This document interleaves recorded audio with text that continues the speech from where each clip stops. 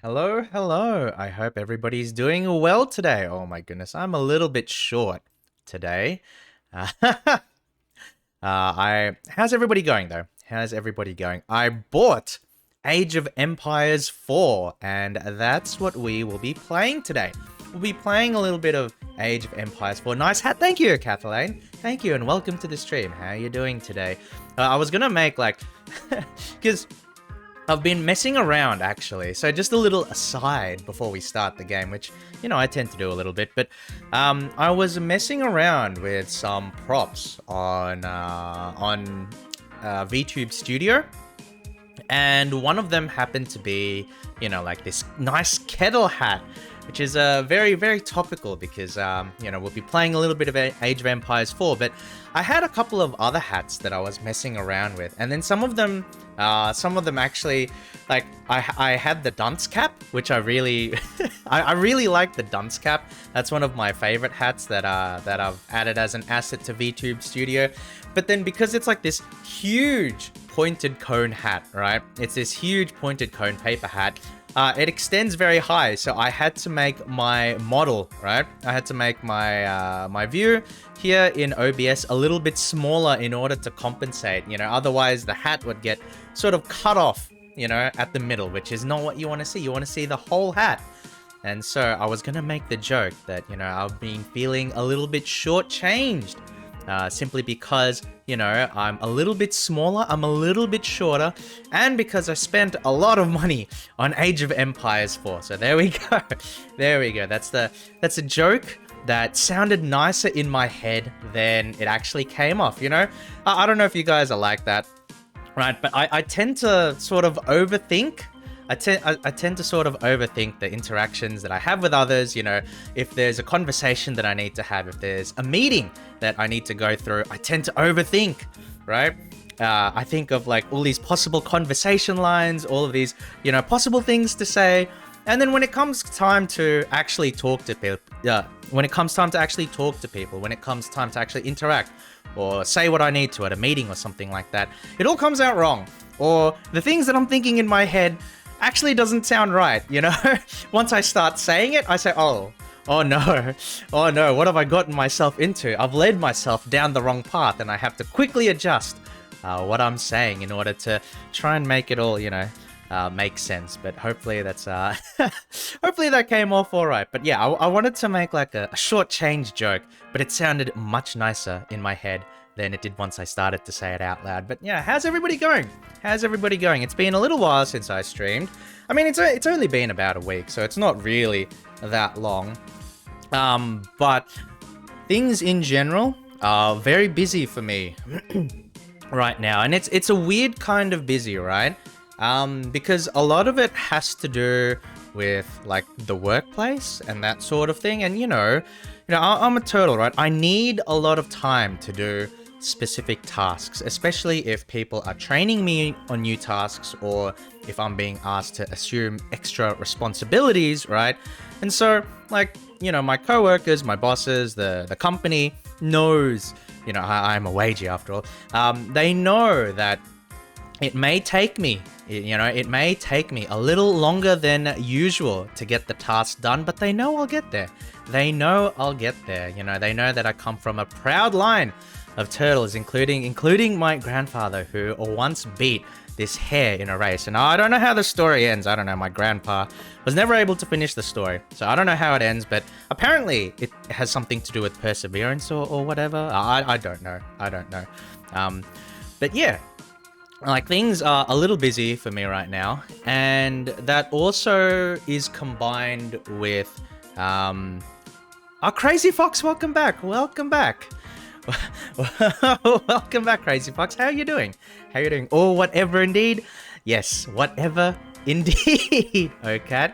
But yeah, there's other stuff going on too. Just with regards to, should I even say this? There's like, okay, so in certain parts of the world, there are restrictions.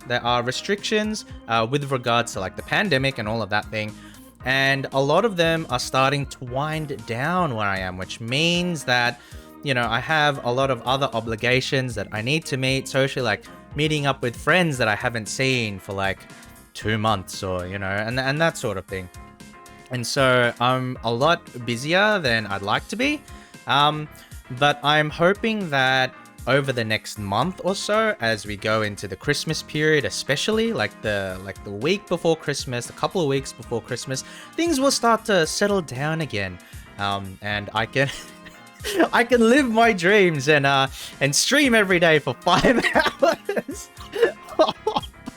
But I probably will have more time in the coming months. So fingers crossed, you know, things go all right for me in the real space, in the meat space, and I'll have more time to be a turtle online, right? More time for that. Not too bad, couldn't sleep, and I saw you live. Okay, that's... I'm in two minds about that, Crazy Fox. I'm really glad to see you here. But at the same time, I'm also kind of apprehensive because it must be pretty late for you right now. So I hope that you're able to, you know, find the sleep that you're looking for, because, you know, having a consistent and healthy sleep schedule does wonders for one's mood and one's health. And I do hope that everybody watching is able to have, you know, a consistent sleep schedule, because, you know, you're really not feeling yourself. You're really not feeling 100% when you don't get good sleep.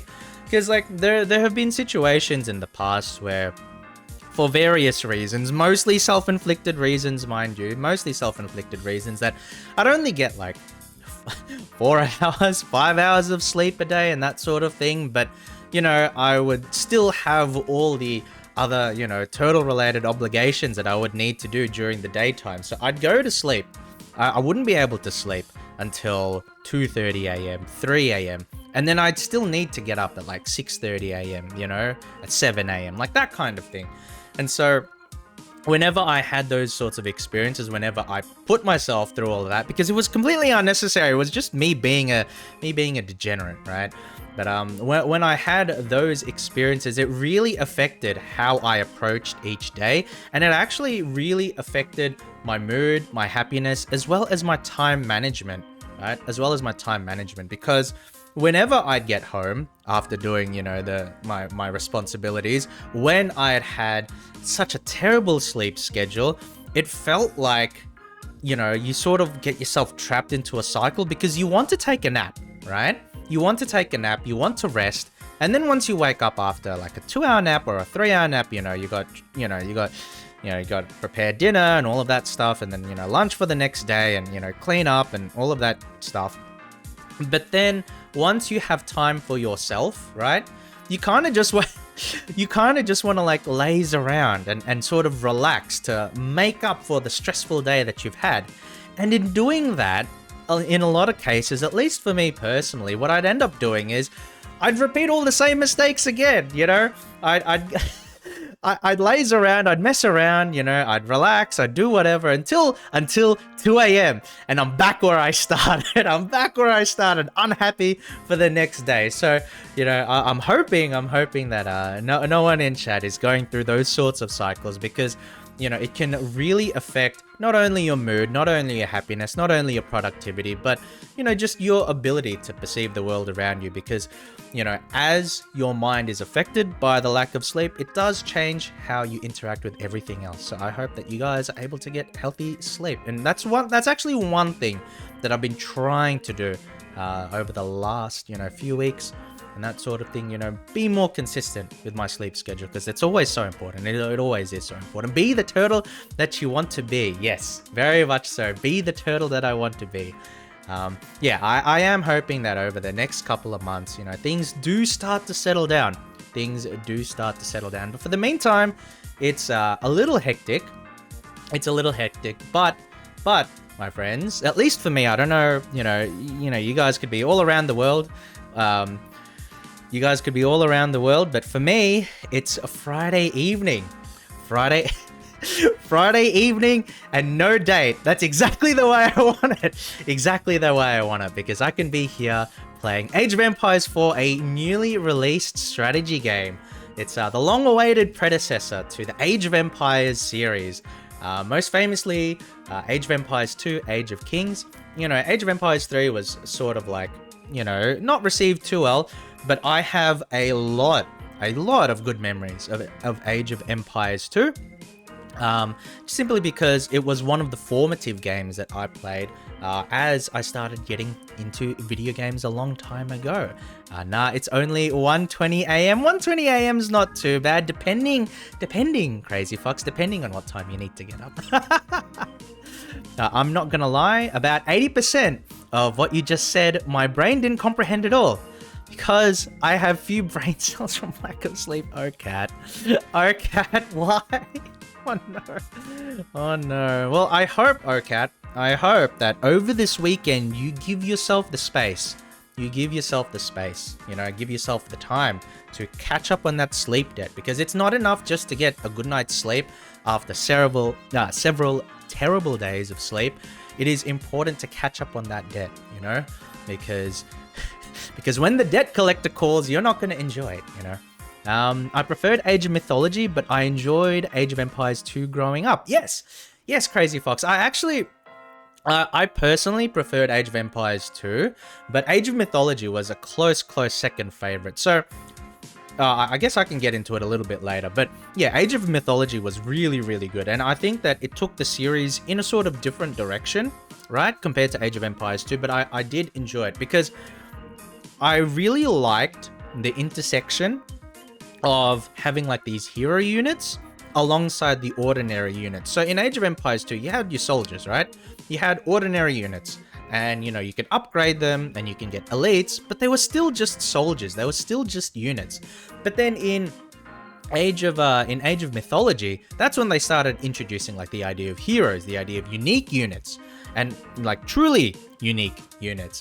And I really did like that. You know, it's not a surprise, but another one of my favorite RTS games would be like Warcraft 3, because they made the same change, or the same evolution from Warcraft 2, where they started adding hero units. And, you know, there are tradebacks in other aspects of the game, I would say, but I did enjoy that aspect of it a lot, especially when you're like running around on like the Greek heroes and all of that sort of thing, because you can see like the Greek heroes get stronger and stronger as you advance through the ages, right? Because like you get access to new heroes, or you could, you know, play the Norse civilization and then just spam your like generic hero units. That was pretty funny too. I actually did enjoy that a lot as well, because they had like random names for all the heroes that you had, because they didn't correlate with specific heroes in history, right? They were just like a quote unquote generic hero. So they had all of these like randomized names, and that was always really funny. So yeah, I did enjoy Age of Mythology a lot as well. I like I said, I do prefer Age of Kings, but Age of Mythology was also great. I don't need to get up tomorrow. It's a day off. Oh, that's very cool. That's very cool. I'm glad to hear it, Crazy Fox. I'm glad to hear it. I'm also glad that you're choosing to spend the time here. Really appreciate it. Thank you. All right. So without further ado, let's actually get to the game. I've been talking here for like 10 to 15 minutes. I haven't even opened up the game yet. What's going on, guys? What's going on? I'm losing my touch. All right, hold on. Let's just give me a second, and we can pop into here. There we go. All right. Ba-boom. Master volume. Wait, let me turn off my BGM, because you don't need that once we start playing the game. So the game had like a tutorial mission that I went ahead and I already completed. Oh no, this turtle's playing off stream. What are we gonna do? No. There was like a bit of a tutorial that the game forces you to go through, and I went ahead and completed that before I started. Right? So we're taking a look at the campaigns, and it seems like the campaigns are sequential, right? I can't exactly remember. Oh no, I should never hover my mouse over that. I don't know if it's like, I can't remember, to be specific, in the original Age of Empires 2 if the campaigns were sequential, but here they are. And so this is more reminiscent of like, I guess like Age of Mythology, or even like Warcraft and that sort of thing, in the sense that you need to like unlock, right? You need to, unlock the next campaigns you know, by doing like the missions of the initial campaigns that you get. So we'll go in here and we'll take the Norman campaign, the Battle of Hastings, 1066. So this actually refers to the conquest of England, right? So in 1066, William of Normandy set out to wrest the Kingdom of England from his Anglo-Saxon rival. Only one man could be king, right? So we can go ahead and start this mission. Honestly, though, I feel like the Battle of Hastings was already part of like Age of Empires 2. So, and if you'll take a look at Age of Empires 2 today, because they have like a remake and like a remastered edition as well. There's so many campaigns, and you can access like all of them if you wanted to. And there's like 15 campaigns, there's like 20 campaigns. It spans so much of human history, you know, in that time period. It just like, I'm excited to know.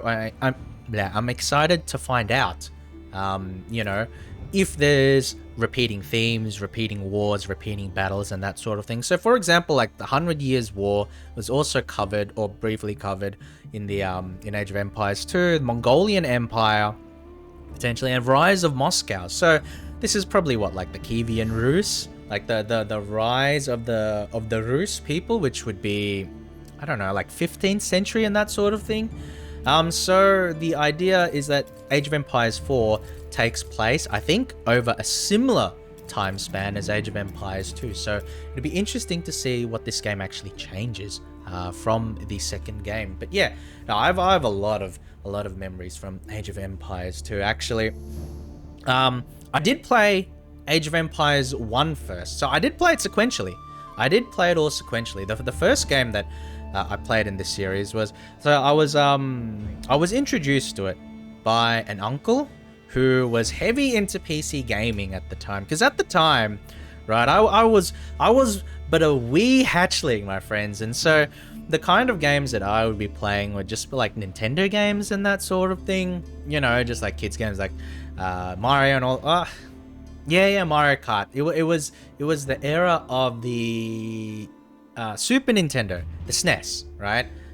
Oh no, I'm dating myself. Oh no. Oh no. Anyway, but yeah, it was in that time period, right? And my uncle was a big PC gamer, and he would be playing a lot of strategy games and a lot of Sims games. So his games of choice would be like the Age of Empires games, Age of Empires 1 rather, and SimCity 2000, if anybody remembers that game. And so like he introduced me into those sorts of games, and it was because of his influence that I actually got into PC gaming at all, because prior to that point I was all about, you know, playing consoles and that sort of thing. So God, I miss the good SimCity games. I've only played like SimCity 2000, like the really, really old one, just because that's what my uncle introduced me to. Yeah, I actually haven't gotten into too much of like the SimCity series, but I do have a whole bunch of like city builders. I think what's the like the common one now is like what City Skylines. Like I have that game.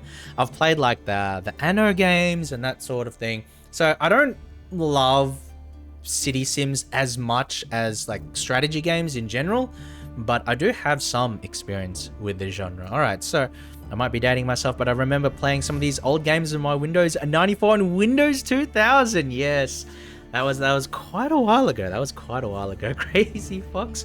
But I'm right there with you, friend. I'm right there with you.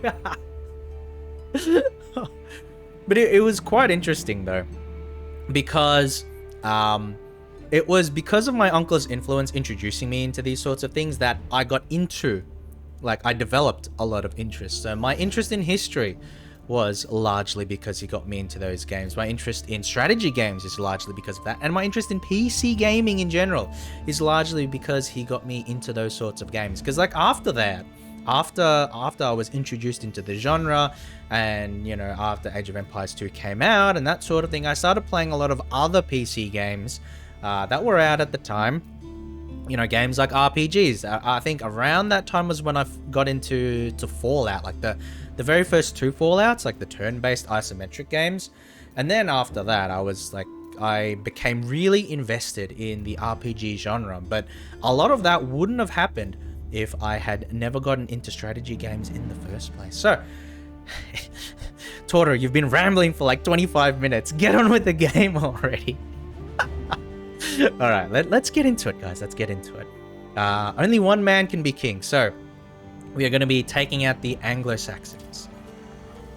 I guess we'll go intermediate, because, like, I don't want to go... I want to go story. No. We'll go intermediate. I don't want to go too hard, because the point is not really to sort of test myself as, like, a hardcore player, because I'm... Despite my experience, despite my, despite my age, my friends, I'm still a turtle. And you know what a turtle has? Terrible reaction times. So so we'll just go with intermediate. I think intermediate is okay. Like, it's pretty straightforward. I don't want to go for hard. Because in a lot of strategy games, what they tend to do is once you get harder in difficulty, then they sort of like bullshit with the AI. You know, if anybody has played like a grand strategy game, they might know what I'm talking about, where once you start increasing difficulty, then the difficulty sliders or the difficulty like levers tend to be things like, the AI cheats, the AI gets extra resources, the AI gets, instantaneous build time, like that sort of thing. So I don't really want that kind of experience to start off with. I mean, I don't want easy just because I'm getting baited, it's an affront. It's an affront to my dignity. So we'll just go with intermediate, since that seems to be the sort of midpoint here. No, I'm enjoying this walk down memory lane. You just reminded me of when Final Fantasy came out on PC way back when. Wait, PC? Wait, did it come out on PC? I was always under the impression that it was a console game. I don't know, because I never actually got in... Oh no. Oh no, I'm gonna experience the wrath of some people in this chat, because I know that O'Cathalane is an avid Final Fantasy player, but with Final Fantasy, I actually enjoyed the side games more than the main game. So I have not really, I've played a little bit of 7, I've played a little bit of 9, I think, and I've played a little bit of 10. I remember Blitzball, at least. But the majority of Final Fantasy games that I've played are actually the side games. So the games that I really enjoy from the Final Fantasy series are not the Final Fantasy games. They're like Final Fantasy Tactics and Final Fantasy Tactics Advance were really, really good. Obviously different thematics, different tone, but I enjoyed the turn-based gameplay, and I enjoyed like the class-based system. Yes, I have played Tactics, Crazy Fox. I have played Tactics. I've played War of the Lions, and so I didn't play it when it came out. But I played the War of the Lions, and I believe that was the PSP version. So, yes, I owned a PSP. What of it? Yeah, so War of the Lions, Final Fantasy Tactics Advance, I played a lot, the Game Boy Advance. And Crystal Chronicles I also played. I played Crystal Chronicles with a friend mostly. I mean, honestly, liking Tactics more than the mainline games is forgivable. Thank you, Kathleen. I'm so glad that you're not gonna judge me too harshly for my plebeian tastes. God, I love Final Fantasy Tactics. War of the Lions, exactly, Crazy Fox. It was such a cool game. I still have my PSP and PS Vita. Nice. Very cool. I think they're still developing games for it now, right? I think there's still like some small developers out there that are still making games for it. And if so, that's really, really cool, because the idea is like, a lot of like the corporate, companies have already stopped developing for, PSP, PS Vita a long time ago. But the idea that it can still be kept alive and kept afloat by like, indie devs, with a lot of passion and grit, I think that's very admirable. But I'm actually not too familiar with PS Vita. I did have a PSP though. I'm excited about a rumor of a Tactics remake. Me too. I actually want to see... I want to see Tactics on the PC. It's like... on one hand, it's like, you know, it doesn't need to be on the PC. Actually, the Switch would probably be the ideal format for like a Tactics remake. But, you know, being a PC gamer, I would like it on PC, you know? I would like it on PC. Sorry for being a bit selfish. Did you get the Crystal Chronicles remake? I did not, Crazy Fox. And part of the reason, oh no. I'm going to get into sad turtle hours, guys. I'm going to get into sad turtle hours saying this, but part of the reason why I enjoyed Crystal Chronicles so much was because I played it co-op with my very best friend at the time, right? And I'm not going to say how old we were. Oh my goodness. Why am I always so close to just like blurting out my age? Well, no.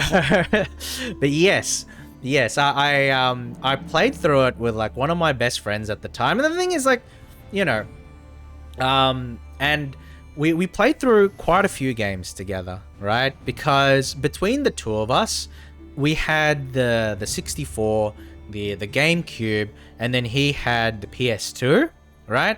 So between the two of us, we would go to each other's place and then, you know, just play games and that sort of thing. There was a simpler time, a better time, and all you had to worry about was video games, right? And between the two of us, we were able to build up like quite a library, because I would complain and nag to my parents about all the Nintendo stuff, and he would do the same to his parents about the PlayStation stuff. And, you know, between the two of us, we would be able to cover a lot of games and do a lot of co-op together. But unfortunately, you know, nothing ever lasts. And I haven't talked to him in quite a while. You know, it's like, it's the sort of situation where, you know, there's no cataclysmic event. There's no drama. There's no fallout. There's, you know, like a lot of that stuff happens in fiction. Like there's this big dramatic fight and then you're never friends again, you know, like that. It's not that, right? So we didn't have like a falling out or anything along those lines. It's just that over the natural course of time, like you sort of like the interests and hobbies and personalities sort of diverge.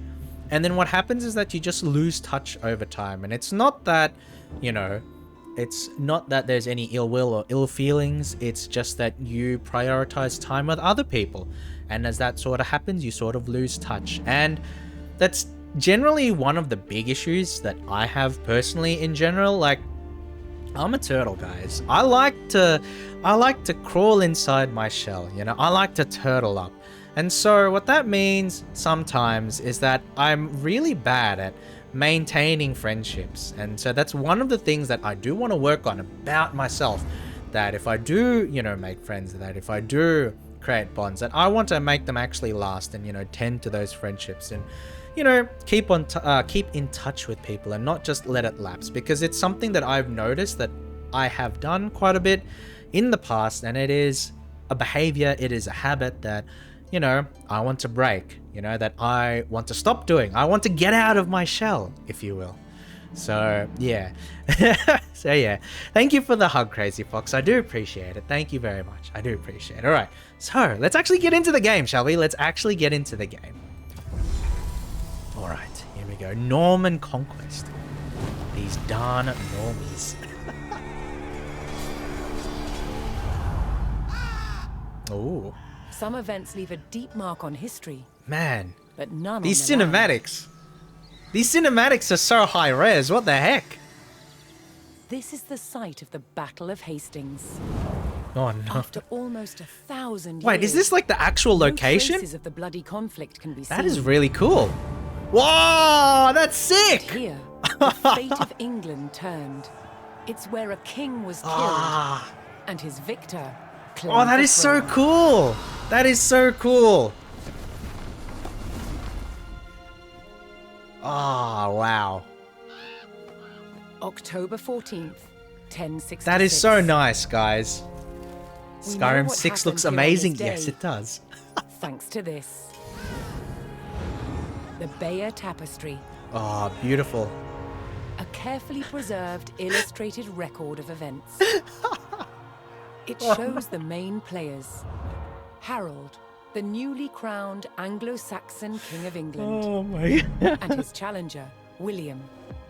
Duke of Normandy. Duke of Normandy. They're gonna duke William it out. claimed the previous king had promised him the crown. So, he assembled an army and prepared to sail to England to fight King Harold for the throne. Yeah, it was like Harold Hadrade, wasn't it? But a storm thwarted his plans. Oh. Meanwhile, Yeah, the Vikings Harold landed. discovered that a Viking Right? invasion had landed Oh in the no, north. that's Harold Hadrade, maybe. Another threat to his crown. So he raced to fight them. Yeah, and then, yeah, because it was France, Harold Godwinson, William sorry. waited for the right conditions to sail across the channel to England.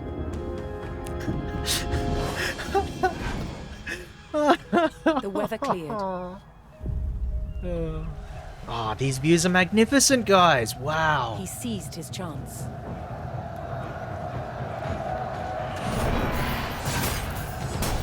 "250 miles north, Harold had defeated the Vikings. Now, hearing of William's arrival, his army sped south. At 9 o'clock in the morning, on this Oh, hill, that's so cool. William's Norman army were ready to do battle with Harold's Anglo-Saxon men. That's so cool. The stage was set, and up for grabs, England itself.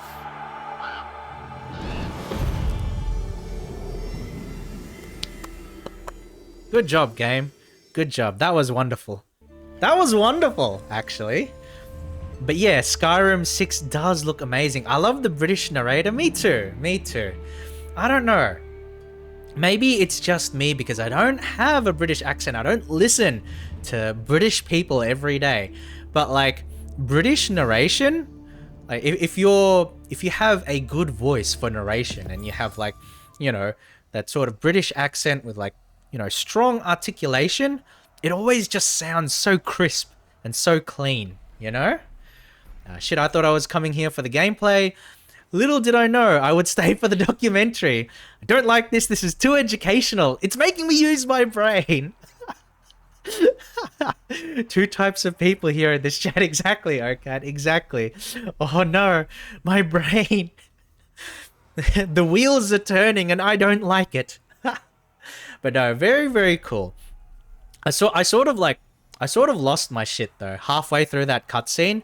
Like it was beautiful, but then once they pulled out the Bayer Tapestry, oh, I just lost it. Cause is it even do people even know? Wait, isn't it a really old meme, right? Like the whole Bayer Tapestry meme.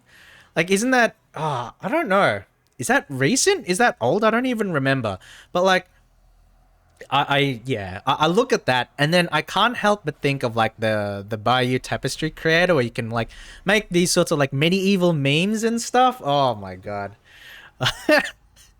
So this is like depicting a really important part of British history, and then I'm just here thinking of like, you know, thinking of like really bad memes. Oh my goodness. Look, as an American, we love all accents other than ours. Personally, I love American accents. The duality of man. Oh my goodness. I think that just because, just due to familiarity, like a lot of people will tend to enjoy accents that they themselves do not have and they themselves do not experience in daily life. So for example, you know, the idea of like an American accent could be, you know, really enticing to someone who isn't an American. And then, you know, conversely speaking, someone who is American would, you know, really like other accents. And that's what we see with you guys. That's what we see with you, Crazy Fox and a Cat. You know, that's what we see there. But I think that it's sort of like an extension of how a lot of people don't really like their own voices. You know, very few people love the sound of their own voice. At most, people tend to accept how they sound, but a lot of people wish that they sounded different. And, you know, I'm sort of like no different. Like, I've come to the point where I accept how I sound, but, you know, there are some people out there with some really cool accents and really cool voices, and I listen to them talk and I'm thinking, God, I wish that was me. All we are missing is the bard core. Yes, yes. Oh my goodness. Imagine if they had bards in this game. Imagine if they had like bards in this game to act as like a support unit. That'd be cool. That would be cool. Hearing myself speak not like this. Oh no, cat. Oh no. No, but I would say I would think you have a good voice. I would think you have a good voice. I would just say, you know, just have a little bit of a little bit more self-confidence, you know, a little bit of confidence in yourself, okay? That said, I understand that disliking your own voice is such a natural thing for a lot of people, right? A lot of people. So it's not something that is easy to deal with sometimes. All right, so let's actually see what kind of battle we'll get ourselves into now. Oh, okay, so they're giving us troops already. Okay. On October 14th, 1066, William of Normandy stood ready for battle at the base of a hill. The high ground Oh no, belonged to King Harold they have of the high England ground, and guys. his Anglo-Saxon army. Here, How are you going, on Kenjo? this hilltop, No the confidence. fate of England Yes. would be decided. Oh god, we're fucked. They've got the high ground, guys. I should just quit, right? I should just quit. All right, wait. What? Wait. Yeah, okay. Well, let me see. So, they've got spears. Ah, swordsman, militia. And then that's the king. What? I really... Wait, I don't... Wait, hold on. Wait, what? I can't control these guys? Who needs confidence when you have alcohol? I don't know about that, Craig. But actually, speaking of which, thank you for reminding me. Hold on a sec. Give me just one moment. Liquid courage. Liquid courage. Dutch courage. No, actually, thank you for reminding me. Because on the way home today, I don't know why I did this. On the way home today, I did a little bit of grocery shopping, right? I did a little bit of grocery shopping, and then I saw I don't know why. I saw that they were selling... Oh, JP, welcome. Welcome to the stream. Welcome to the stream. But on the way home, I went grocery shopping, and I saw that they were selling... They were selling Corona. They were selling Corona. The beer, not the virus, guys. The beer, not the virus. Oh, but yeah, they were selling Corona, and then they had it on sale for like 24 bottles for $26. And I don't know why. I don't know why it's so cheap. If you're like familiar with like beer prices in Down Under and all of that sort of thing, it can be quite expensive. So the idea that you can get, you know, 24 bottles of beer for only $26, that's a steal. So I went ahead and got myself some, because I said to myself, you know what? I've had a pretty stressful week. And the idea of, you know, settling down, playing old, you know, or not old, because this game just came out, but playing video games that remind me of my past and that sort of thing, you know, with like a beer or two, like that sounds like a really good Friday night. And, you know, some people might say, oh, you know, I'd rather have a Friday night where I go out, you know, where I talk to people, where I have a date. And you know what I say to that? No, because what could be better than playing video games on a Friday night? Am I right? Hydrate? Oh, you know what, Kenjo? Just for you, I will. Just give me one moment. But thank you for the redeem. All right, hold on. All right, there you go. My model actually, yeah, okay, there we go. Had a drink of the Corona, the beer, not the virus. You know, just so we're clear, it's the beer, not the virus. But no, it was funny because like I was you know, taking a swig, and then I could just see like I could see my model spaz out. My live 2D just sort of spaz out with the eyes. It just looked really bad. So, no, that's why I was laughing. Well, welcome to the History Channel. Exactly.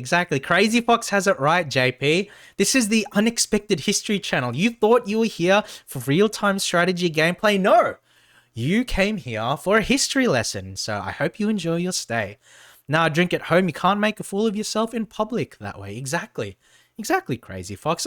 Okay, so like in general, I am not someone... Damn good deal. Exactly, Kenjo. Oh my god. When I saw it, I just knew I had to get it. Because that is a really, really good deal. I don't know why it was that cheap. Because it's like, maybe people got spooked because it's Corona beer, right? Like, oh no, it's the virus, not the beer. I don't know. But $26 for 24 bottles, like that is an amazing deal. And I would take that any day of the week and twice on Sundays. Yeah, now drink at home because you can't make a fool of yourself in public. I mean, that's not a bad idea. In general, Crazy Fox, I don't tend to drink a lot, to be honest. Like I normally just have like a few beers here and there, maybe a little bit of hard liquor, some whiskey or, rum and coke and that sort of thing. But in general, I tend to not like drinking to the point where I lose self-control. So I don't drink a whole lot, but I don't mind kicking back with a couple of brewskis every once in a while, Look, it's a history channel. We have actual history and aliens. Yes. Yes, Crazy Fox. Aliens and stuff about, Hitler's bunker, Oh my god. The actual history channel is a little bit weird sometimes. All right. Let's actually get into it. One thing that I find is that it says here attack Harold's army, but I actually can't attack with all of these soldiers. So I'm pretty sure this is they just want me to suicide charge here, right? So let's just go. Let's go. The Duke is about to die. Let's fucking go. Army made the first charge. Why are you running? Why are you running? Very nice. Oh, wait. Okay, wait. Wait. Okay. Can we focus?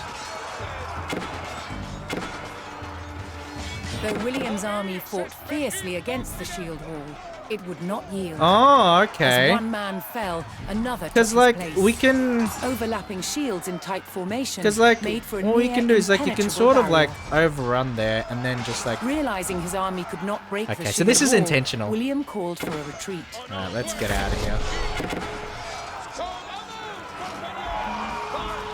William's feigned retreat was working. The Anglo-Saxon army broke their shield wall formation, leaving gaps for William to make a move. There we go. This really is just the History Channel? Yes! Oh my goodness, it really is. It really is. Alright, we're losing that flank. With Harold's men no longer in shield wall formation, William could pick them off as they charged.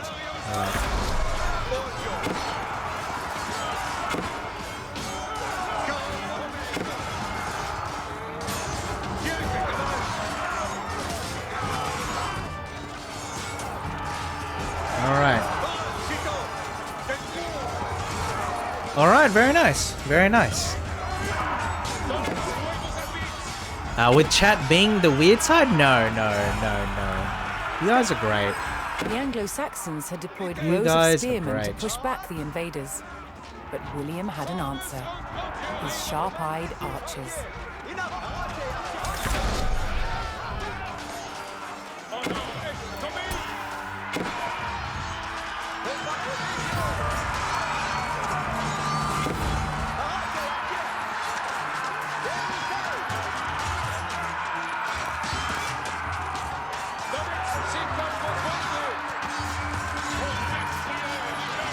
Alright, this area here is a bit weak. More Norman men-at-arms reinforced William's army. Oh no! I'm actually losing this. Oh wait. Alright. Just hold the line. Hold the line.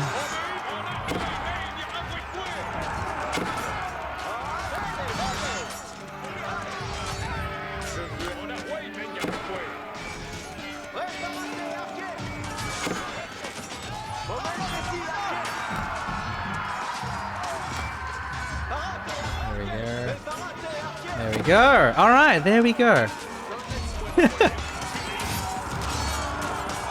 Honestly, this is just sending me back to being 12 and getting in trouble in history class because my essay about the Battle of Hastings was totally copied from Wikipedia. Oh no.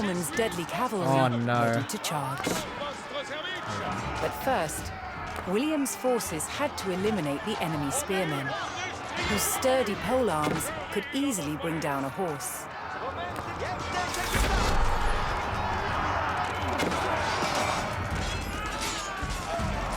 Alright, that's fine. That's fine, there's not enough of them to really do anything.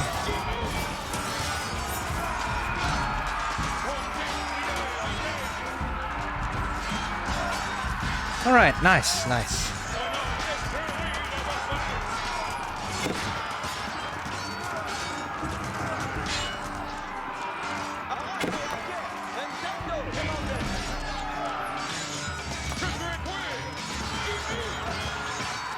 Oh man, like we're making ground, but this is like a big grind.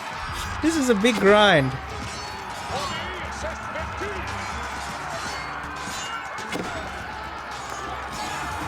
We'll get there eventually. With the threat of spearmen cleared from the field, William's cavalry was free to charge at the Anglo-Saxon archers. All right, here we go. There we go.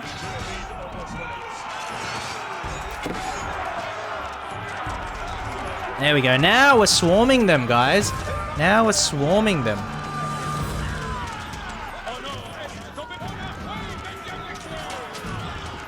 The Anglo-Saxon army was in disarray. Their shield wall had been neutralized, and their numbers were dwindling. Now the only thing standing between William and victory was King Harold himself. Wait, where's King Harold? Oh, he's right there in the melee, okay.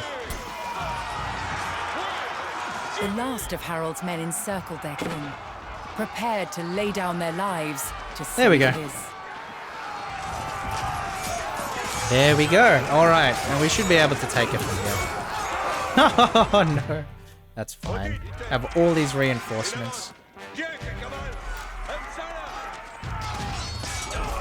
Like they've got reinforcements too, but it's not gonna be able to stop the tidal wave of normie supremacy. All right. So hold on. Mega cringe? I don't know, Kat.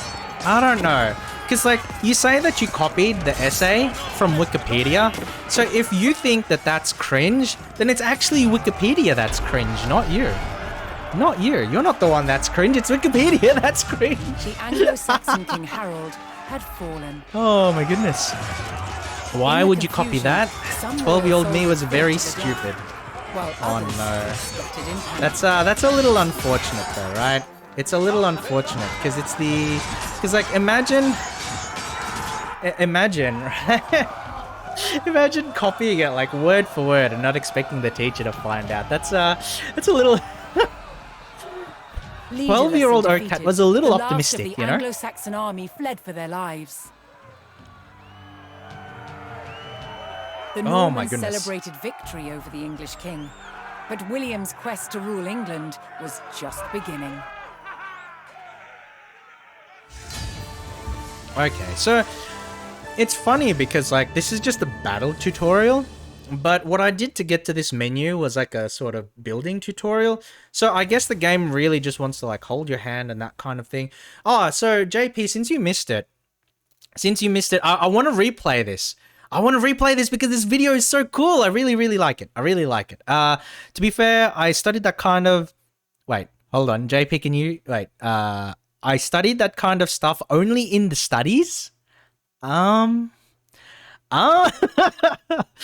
university, okay. Yeah, there was a couple of history electives that I studied in university as well, but they didn't cover medieval history. I didn't continue on my studies to focus on that point. The area of studies that I had at the time you know, with history was like electives that dealt with not ancient history, classical history, so classical antiquity, to be specific. So we started, I think it was like in the Iron Age or something like that. You started talking about like the ancient Egyptians, and then you moved into the Greeks, and then you ended like the Romans and that sort of thing. So that's the kind of period of history that I was studying in university, and they did have like tests, because it's a class, you know. Of course, you have to be tested and you have to do essays and everything, but it actually wasn't too difficult. It was pretty straightforward. It was pretty straightforward. You know why? Because history happened. History happened. We know what the answers are because it already happened. You know, there you go. There you go. I weirdly don't remember anything from my own country's history class. We didn't write essays. The teacher just narrated. We were supposed to listen and just remember. Ah, okay. Well, if they don't test your knowledge, I guess they didn't really care about whether you've retained it or not, you know? So that's all right. Flawless logic? Exactly, Kathleen. You know, I should be a teacher with this flawless logic that I just give out, you know, on a daily basis. I had to learn Latin. You had to learn Latin, JP, in medieval studies. Wow, that's Oh my god, I'm like trying to think of a pig Latin phrase right now, but I can't think of anything. So, oh man, that sounded way better in my head. Never mind. But we'll watch this video again because I really like it. And this is actual history documentary level stuff. Some events leave a deep mark on history, but none on the land. This is the site of the Battle of Hastings. Oh, sorry if you can just see me like chugging back my beer, by the way. No traces of the bloody conflict can be seen. But here, the fate of England turned. It's where a king was killed, and his victor claimed the throne. Ooh.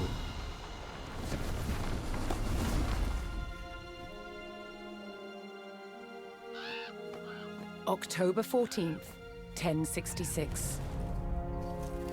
We know what happened here on this day, thanks to this. The Bayer Tapestry. A carefully preserved, illustrated record of events. It shows the main players. Harold, the newly crowned Anglo-Saxon King of England, and his challenger, William, Duke of Normandy. William claimed the previous king had promised him the crown. So, he assembled an army and prepared to sail to England. This is really high quality. I have to admit. I have to admit. But I will also say that a storm thwarted his plans. There are a lot of good resources if you want to learn about history nowadays. Meanwhile, Harold discovered that a Viking invasion had landed in the north. You know, another threat to his crown. I think, you know, in the last 10 years, 20 years or whatever, you had to rely on... William waited for the right conditions to sail. You know, you had to rely on like funded sources such as television and all of that. So things like the History Channel, in order to learn or in order to have professional grade documentaries about certain subjects, certain topics and certain time periods. But now with the proliferation of like, you know, World Wide Web, miles north, I think that you can, oh my god, I'm starting to burp. I think that you can actually find a lot of sources, a lot of areas where you can get professional grade, or maybe not professional grade, but like semi-professional grade documentaries without needing to deal with like the nonsense that is the History Channel. The stage was set, and up for grabs, England itself. Very, very cool.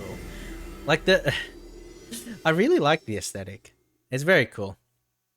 All right, let's continue. Oh, here we go, part 2. The Battle of Hastings. The death of one man changed the course of history. The Anglo-Saxon King Harold was killed here, on England's south coast. His army defeated by William of Normandy. Anglo-Saxon rule was over forever.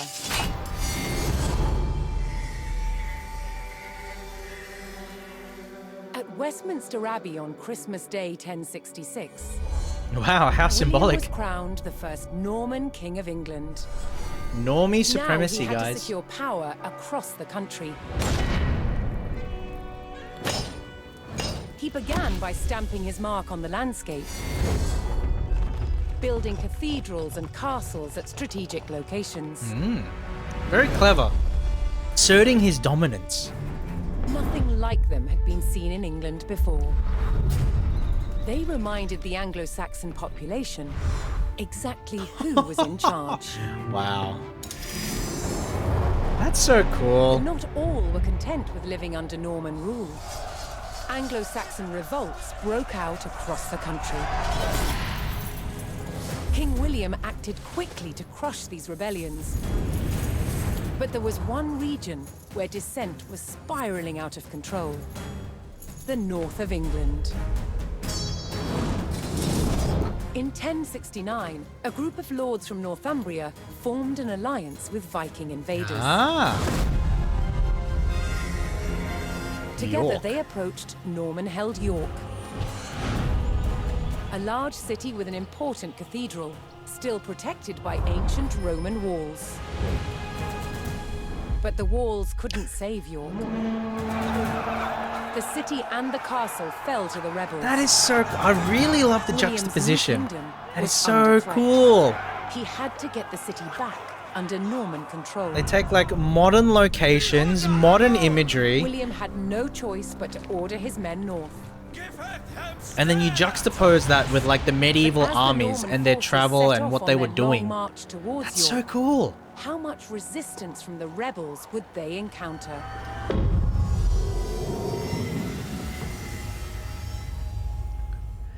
North to York, 1069. Alright.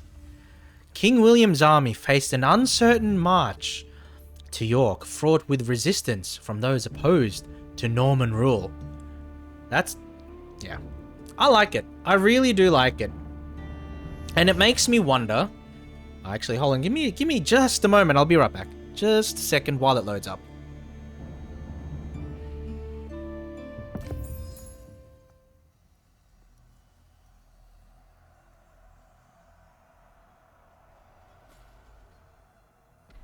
There we go. There we go. That was pretty quick. But yeah, like, so if you've played Age of Empires 2, for example, you'll know that in the campaigns that they have a very different way of telling the story, right? Because what they're doing here so far is very hands-offish. It's very professional. It's very much like a modern documentary, and you are playing through a documentary. So it's almost like an educational game. But if you take a look at how the campaigns in Age of Empires 2 were narrated, it was always narrated as like part of the battle or part of the experience or part of the times. And so you're like an ancillary character getting the story narrated to you by someone who is like central to the campaign. So I'll give an example. For the Conquerors Campaign, right? So the original expansion pack that came out in like the year 2000, there was a campaign that centered around the adventures of El Cid Conquistador. You know, the El Cid, like a Spanish mercenary, Lord of Valencia, and all of that sort of stuff. His role and his story as part of the Reconquista, right? And so, the story there, is actually narrated to you by someone who is implied to be related to El Cid, right? The story is narrated to you in real time as you're living it, right? Whereas in Age of Empires 4, it's completely divorced. Like, you're not part of the world at the time getting the story narrated to you in real time. You are quite literally an observer from the future that is exploring the past in a documentary. And I think that the two different approaches obviously are very different. right? Because one of them seeks to immerse you in the experience while the other seeks to educate you, you know. But I do think that this method of doing it is very cool. It's very, very cool. The thing is, right? The thing is, a lot of people are not interested in being a history nerd, you know, like me or like, you know, like you guys here who are watching and all of that stuff. But I really do like the approach, right? Because this goes to what I was talking about earlier when I said that there are other resources now. Like, you don't have to rely on stuff like the History Channel in order to find high-level documentary or like high production value documentary on certain historical topics. There are actually a lot of, you know, independent makers out there, independent creators out there that do really good work, including even just channels on YouTube, right? Even just channels on YouTube. Like there's a channel that I watch fairly regularly. It's called Kings and Generals, right? Kings and Generals. It's on YouTube. And so what they do is they do like 20 to 30 minute documentaries about a certain flashpoint in history or about a certain person or about a certain topic. And it's very high quality. It's very high production values. And so, you know, it's like you don't need to deal with the History Channel anymore because like 5, 10, maybe, yeah, like 10 years ago, 20 years ago especially, you had to deal with like commercial outlets in order to get high production values when it comes to history. But the problem with, you know, needing to deal with for-profit endeavors, to deal with corporate endeavors, is that, you know, they would only publish stuff that makes them money. So it's not necessarily the most interesting parts of history, it's the most profitable parts of history. And the common criticism of the History Channel, for example, is that they don't even really focus on historical topics anymore. And, you know, and they do that because it's more profitable. It's only tangentially related to history. But, you know, half the stuff on the History Channel is about like UFOs and shit, you know, UFOs and like, you know, something new about the Hitler bunker or whatever. You know, it's not really about exploring interesting times in history anymore. It's about conspiracy theories about how aliens are behind, you know, the world's civilizations or about something to do with Hitler, you know? And it's like, I'm just glad that we live in an age where we're not necessarily reliant on those organizations, you know, to deliver high quality historical documentaries anymore. And that entire rant just built up to make that singular point. So, so I hope you enjoyed my TED Talk, guys. All right. So we're going north to York. North to York. Oop, north. Oh, what does that mean, oh, Cat? What does that mean? What does that mean? All right. Let's just continue. So far, it seems like that we haven't done a lot of base building. William the Conqueror mostly just like marched north battles. with his army of Normans determined to take back the rebel-held city of York. Ooh. But in his path stood rebel towns that harbored William's northern enemies. Exactly, Crazy Fox. Exactly. All right. He would take the towns back by force. So I guess capture Middlethrop. All right. All right. All right. 1, 2, 3, and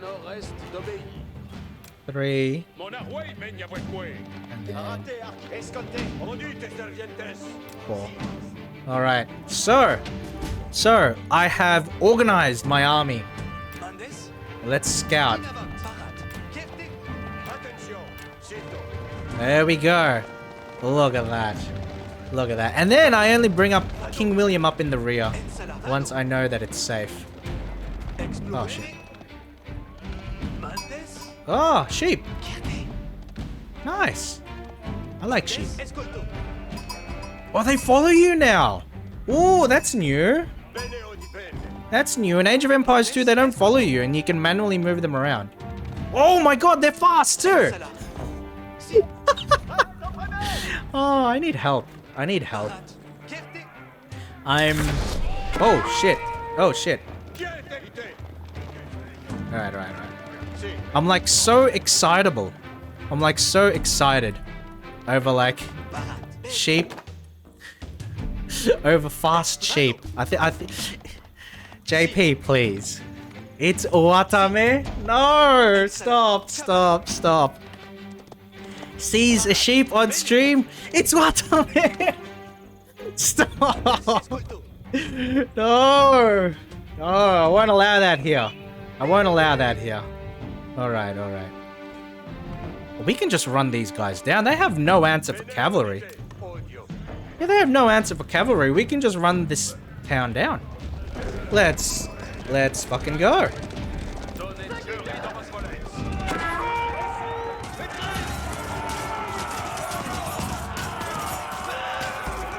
Even if I lose horsemen, I'll still outdo them. They got no answer. Yeah, that's fine.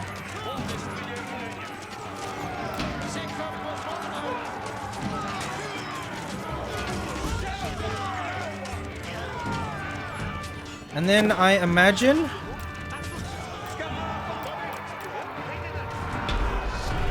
Yeah, we can capture the town and then we have town building! Here we go! The Normans captured the town of Middlethorpe, establishing their presence in the north. Let's go! With reinforcements to his armies soon arriving, William would need more resources to supply them. Ooh, saving game, wow. New objective, build your economy. Oh wow, they're super slow now. That's fine. Lumber. There we go. Alright, we're good to go. We are good to go. What kind of buildings do we have though? So far it seems like all of the buildings that they have are pretty similar. Pretty similar to what they have in Age of Empires 2. So I imagine there's not a whole bunch of like changes in terms of how the game is organized. Alright, so we'll start with getting food and we'll start with getting wood because those are always the core and important things that you need. Also, you can move the sheep slowly if they move manually, but then they move... Sorry, they move, yeah, move slowly manually, but then they move fast if they move as part of your,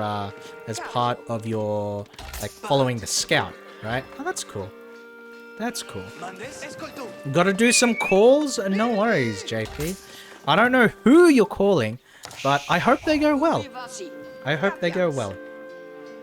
Right, let's try and patrol. How do we patrol? Wait, where's patrol? Do they not have patrol? What the heck? Wow! That's so disappointing! They don't have the patrol command. Oh, wow. I'm so disappointed, guys. This is the end of the world.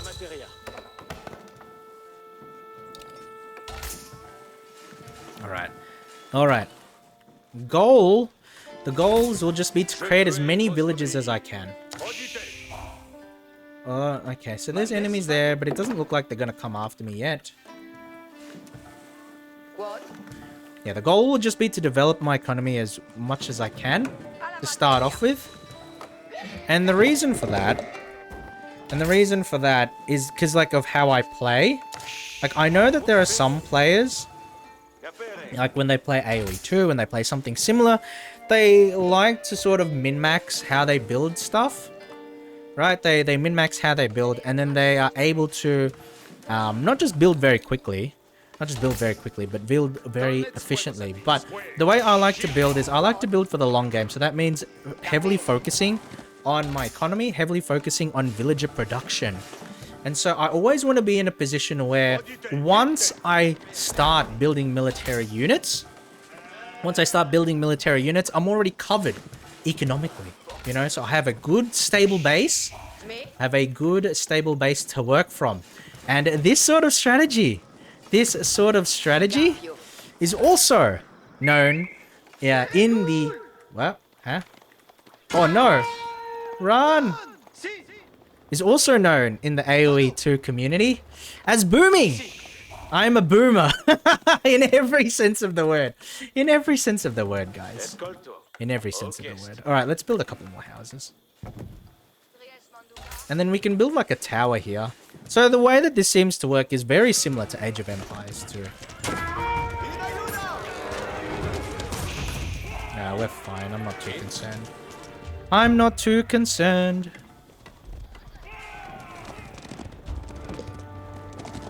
Huh.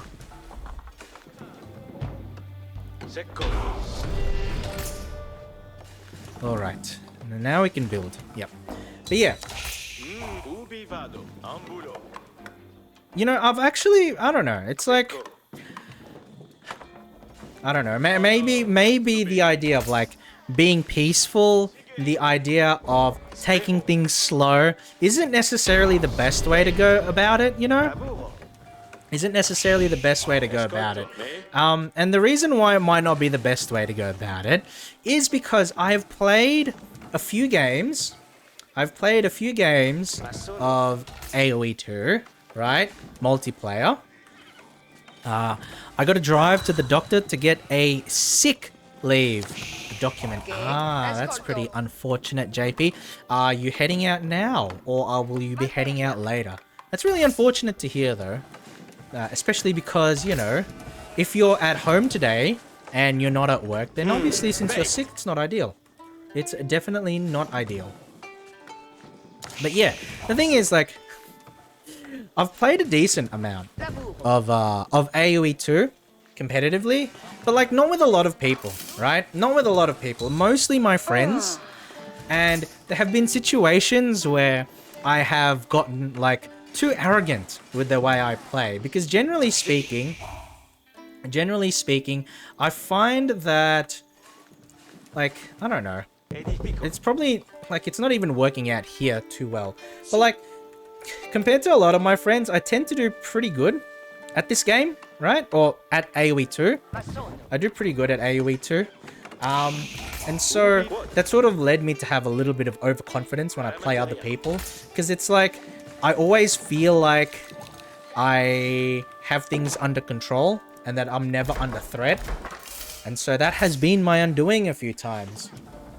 But it's like the sort of situation where, like, have you guys ever played a game casually, right? Played it... Huh? Oh, okay, they're sending you guys. Have you ever played a game casually, right? Where you're just chilling and you're playing a game with your friends, and then you tend to, like, destroy them almost every time, right? Like, a very common game for this kind of thinking is Smash Brothers, right? So, like, has anybody in here played Smash Brothers with their friends or with, like, other people and that sort of thing, right? Like, they play with their friends and then they're at a certain skill level. Their friends are at a certain skill level. So they get reassured, right? They get reassured and they tend to think that, oh, you know, I'm pretty good at this game. I'm better than all my friends, right? I'm better than all my friends. So I'm fine.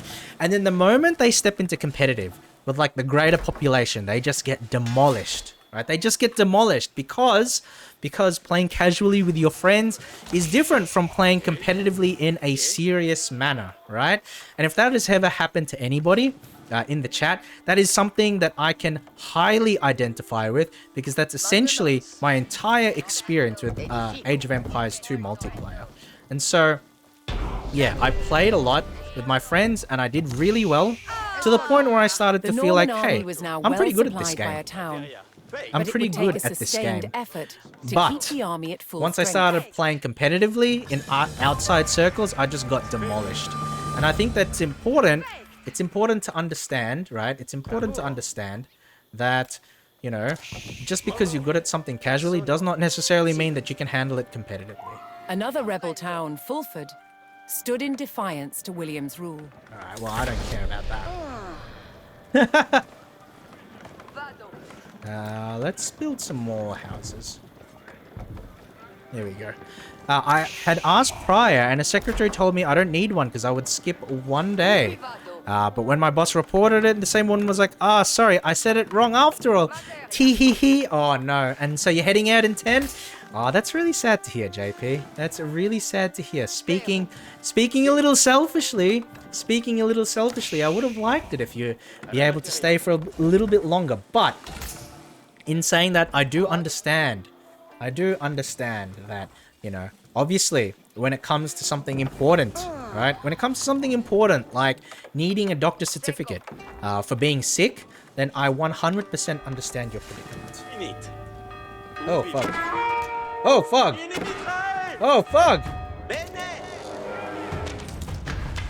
Can we upgrade? No.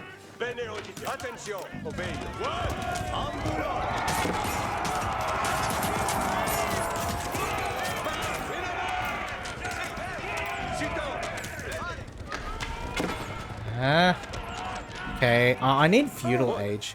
This dude has 1 HP. This dude has 1 HP. I clutched this save. I clutched this save, my friends. Oh my god. Oh my god. Oh my god. Oh, I got a new army. Okay. I'll take that. I'll take that. Let's go. Let's go.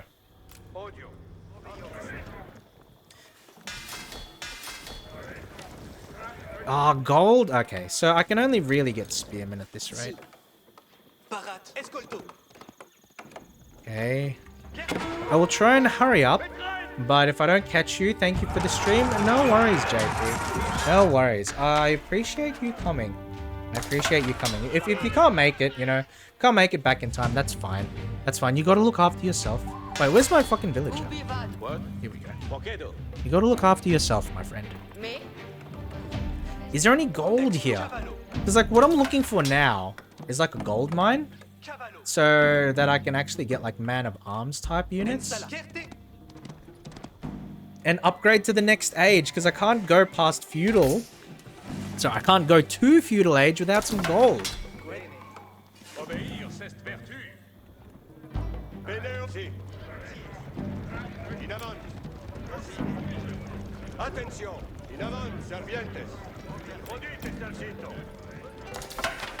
Yeah, actually, we can go ahead and defend this area here. So, it's probably ideal if I just send all my armies to minimize my losses. So that's what I'll be doing. That's what I'll be doing. It would be, I don't know. Like, defending a wall would probably not... Oh, what the heck?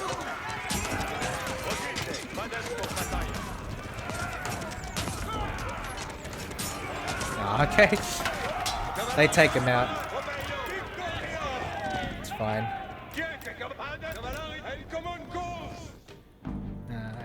Bullshit.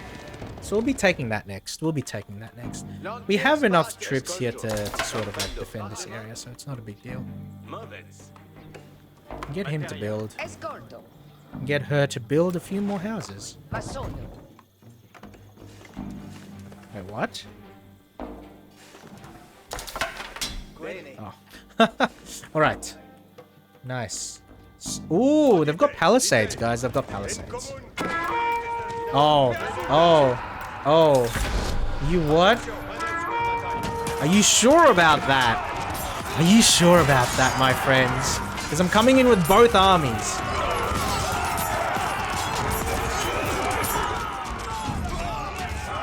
Yeah, they're done.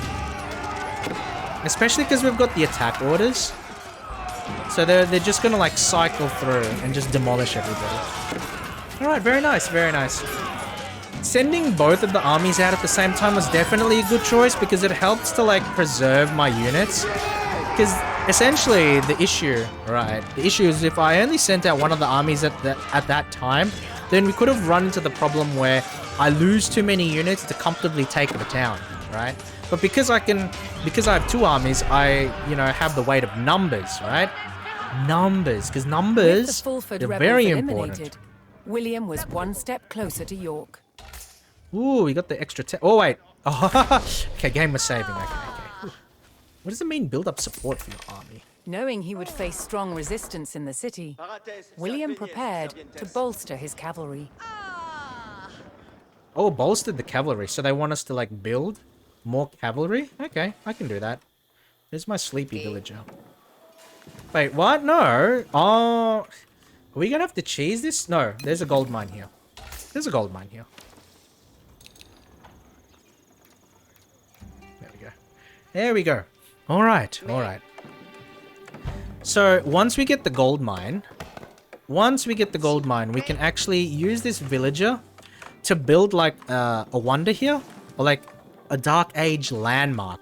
And once we get the Dark Age landmark, then we can go ahead and upgrade to the feudal age. And this is actually sort of different to how it works in Age of Empires 2. The idea is that you naturally, you know, build certain buildings and then that will advance you to the next, that will allow you to unlock the technology to advance to the next stage. But the way this game handles it is obviously a bit different.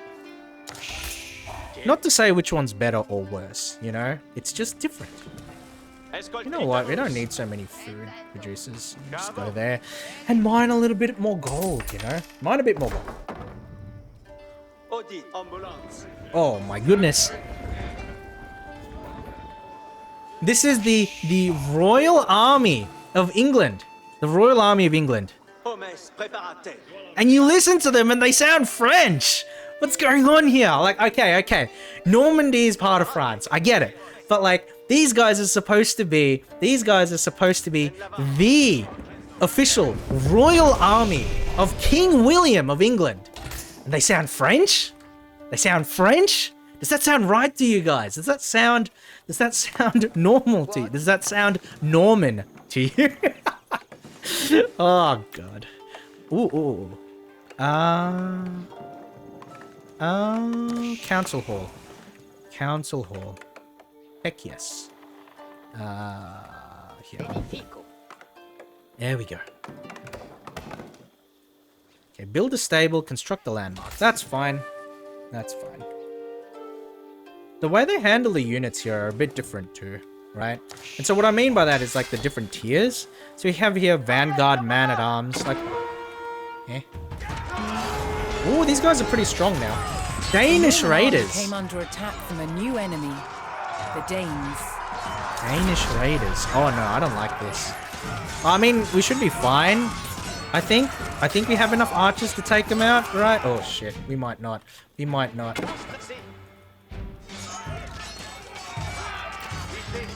Oh no.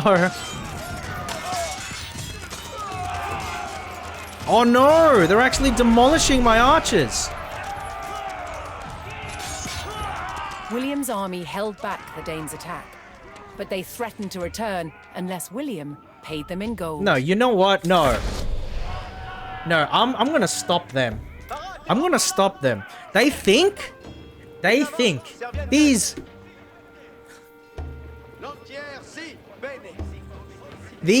breaded motherfuckers think that they can get in my way like that? Excuse me? Excuse me? No. No. No, I've woken up today, guys. I've woken up today and I'm choosing violence. I've woken up and chosen violence. Alright, we can beat them off. We can beat them off. Alright, well, we're actually getting a decent amount of gold. Let's add a couple of villages there. Because, like, there wasn't that many. There wasn't that many left, right? Like, I'm not the only one that saw that, right? Like, the majority of the Danish raiders were actually, you know, taken out. So, essentially, I just need to, like, load up on my man-at-arms, which I'm doing now. And then maybe with some more cavalry, I'll be able to handle it. Anyway, well, we're advancing to the next stage as all of this is happening. Don't have any idle villages. That's fine, though.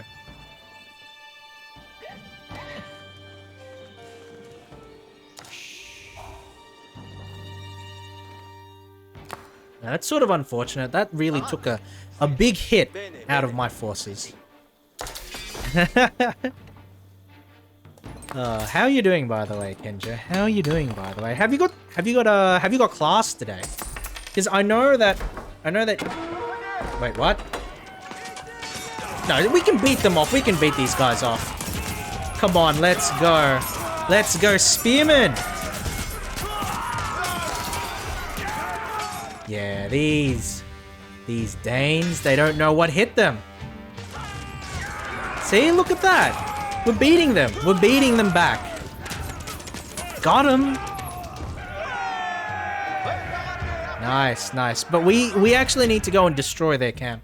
Because it's not enough. It's not enough. It's not enough to beat them back. We have to destroy them. We have to send them back to the bakery where they belong. Alright, complete the palisade to defend your town. Okay, that's... I mean, I can do that later. Or do I do that now? I'll do that now. Bloodthirsty. You know it. You know it, oh cat. Ba-bum. What? This is a gate. How does that not work? How things should be. Exactly. Thank you for understanding. Thank you for understanding. You know, the kingdom, the United Kingdom, the Kingdom of England, was not built in one day. It was built on the blood and the bread of many enemies. Right, so now I can actually start building stuff like archery ranges and stables. Oh, and a blacksmith. A blacksmith looks good too. And then 1, 2. Wait. Yeah.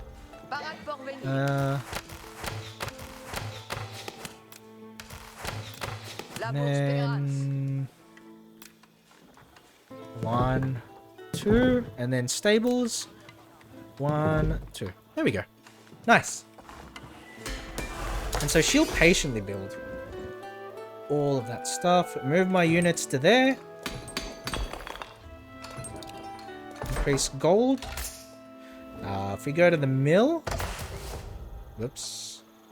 Oh, okay. So they get like a special archer. Oh, that's cool. The mill. Increase the gathering rate. Increase capacity. Very nice. And extra wood chopping. We're researching. Boom! There we go. I am a technologist, guys. Now we'll be fine. Especially now that I've got the reinforcements there.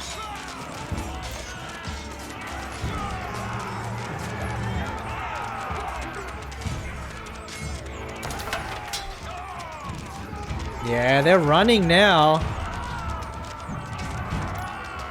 They're running now. They can't hold them back. They can't hold me back. Alright, let's go. Let's go. Danish camp? Danish camp? Hell yeah. I like the taste of a good Danish. Oh shit, there's a lot of them. Oh, maybe this was a bad idea. William had a choice. Bypass the encampment, destroy it, or pay the Danes the gold they demanded. Oh, this is actually maybe a bad idea. There's a lot of them there. What the heck? There's so many of them. Ooh, let's upgrade.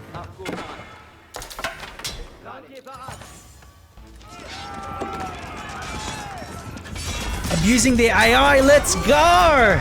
Only a few of them can attack, and they're all getting demolished by the archers. Let's go! Strategy? Tactics? No! Abusing the AI, that's how it should be. And then they're also getting upgraded too. They're also getting upgraded, which is nice. Ooh, reinforcements! Ooh, nice. Very cool.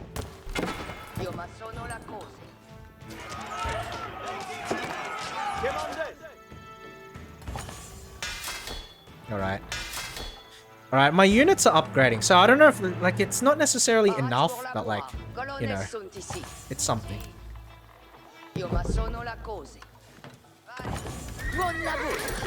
Horseman. Archery range. Nice. And we get another stable here. Nice, there we go. We got him, guys. We got him. That's cool. They've got like range torches now. That definitely was not part of Age of Empires 2.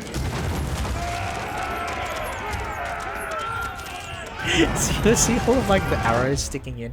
Very nice. Very nice.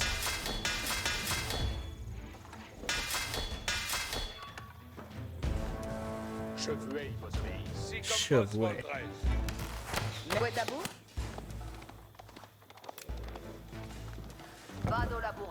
All right.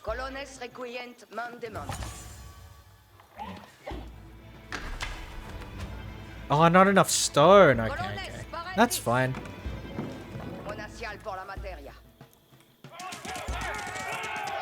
We'll get into the camp. They're done for. They're done for.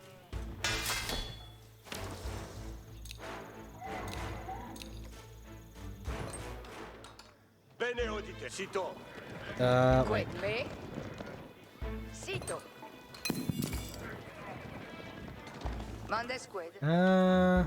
Ooh, a stone mine. I didn't even realize this was a stone mine. Okay, cool.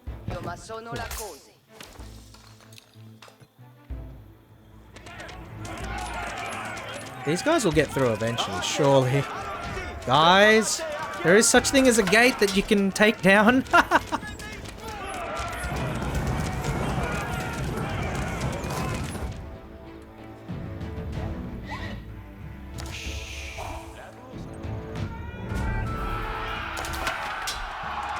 Nice.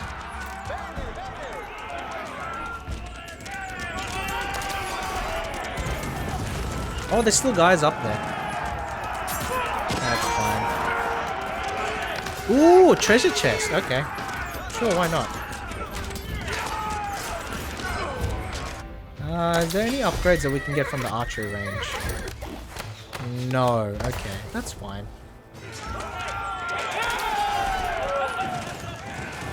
Nice.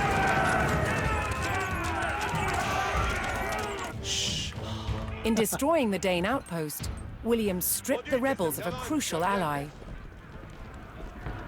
Oh. Saving game. Cool. What is this treasure, though? Ooh, extra gold. I like that. I like that. William's ultimate goal was within his grasp. All that remained was to enter York and destroy its keep. Let's do it, guys. Breach the city gates. Breach the city gates. Wait, we can build battering rams now? How does this fucking work? Let's say... battering... Oh, soldiers can build it. Okay. Soldiers build the items. Wow.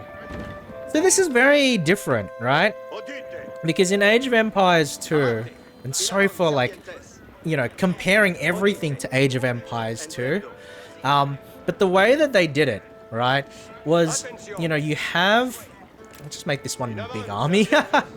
The way that you have it was that, like, the villagers build all these specialist buildings, but the way that this is going is that the soldiers can build siege weapons, and so this is actually a little bit closer to how Age of Mythology does it with the Norse faction. Because with the Norse faction, it's actually your basic infantry unit that does the building, not your villagers, you know, not your peasants. And so I feel like there's some similarities into how that works, right? And how this in particular works. Nice. Welcome Black Zetsu. How are you going today? Why can't skeletons play church music? I don't know. All I know is that if skeletons did try to play church music, Black Zetsu, then they would be completely boned. They don't have any organs? That's a good one too. That's a good one too. Hello. How are you doing today? Hope you're having a nice day. Hope you're having a nice day or evening, wherever you are right now. But thank you, welcome. Alright, so we have 2 siege rams here, so I guess these guys will be leading the charge. Get some horsemen as well. Alright. I kind of want to build a couple of siege towers too, to be honest. I like your helmet. Thank you, Horizon. How are you today? Welcome. Thank you. It's a nice kettle helmet, you know. I thought it'd be nice to have, like, you know, to, you know, play along with the theme, you know, a bit, right?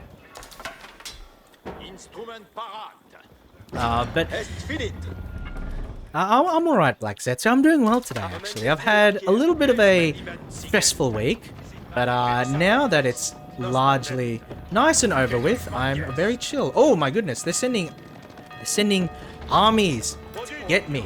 You know what? Not in my house.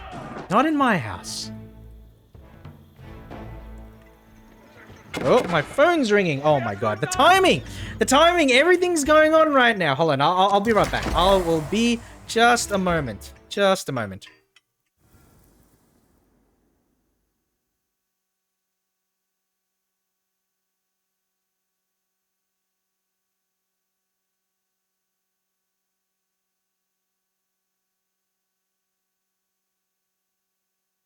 Alright, I'm back. Alright, what do you get? What do you get when you boil up a skeleton's funny bone? I love it. Okay, that's pretty good. That's pretty good, OCAT. That's pretty good. I like that one a lot. I like that one a lot. Thank you. Thank you for saying that. Oh my goodness, this get. Oh, what? No.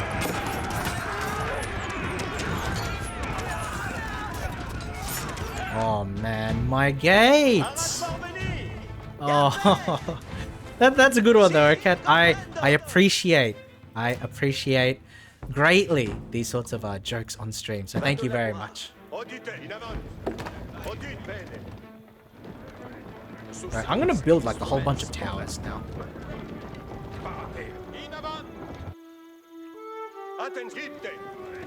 Alright. So this is 2, this is 1, and this is 3.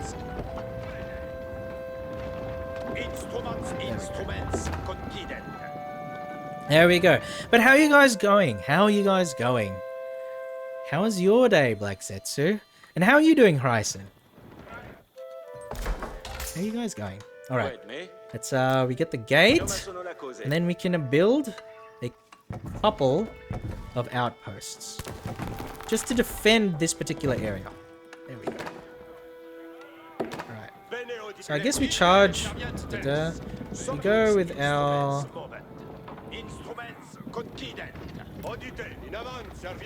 Doing well, but definitely not doing good. Oh, that's a little unfortunate. That's a little unfortunate. I hope things get better for you. I hope things get better. You know, and I hope you're looking after yourself. Like, that's the main thing, right? That's the main thing. Because the way I generally look at things,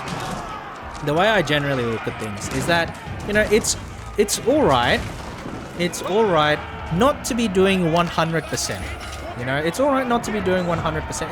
It's alright to not be doing the best you are right now, but what I do genuinely hope for everybody watching the stream and everybody just, you know, overall, is that if you're not doing 100% right now, if you're not doing too well, then I hope that you're looking after yourself and putting yourself into a position where you can be doing better in the future, you know? So I hope that, you know, you're making things happen on your end and you're trying your best, and I hope that things improve for you, my friend. I hope that things improve for you. Me, just like unload the garrison. Oh wait, that's a bad idea. They're archers. That's a bad idea. This is a bad idea.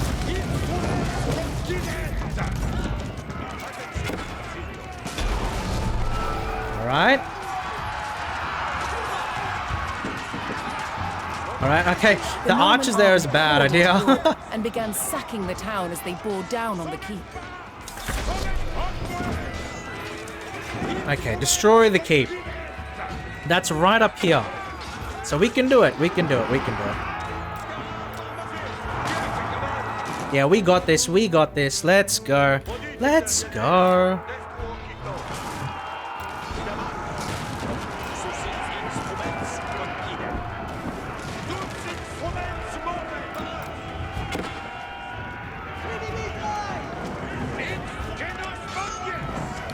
Oh, wow. There's a lot of enemies here. There's a lot of enemies here. Oh, there we go. Oh my god, they're all flooding in. Oh no. Oh, I don't think I'm gonna... Oh, wait. Just destroy the keep. Just destroy the keep. Go for the keep. The keep. You can't keep me away.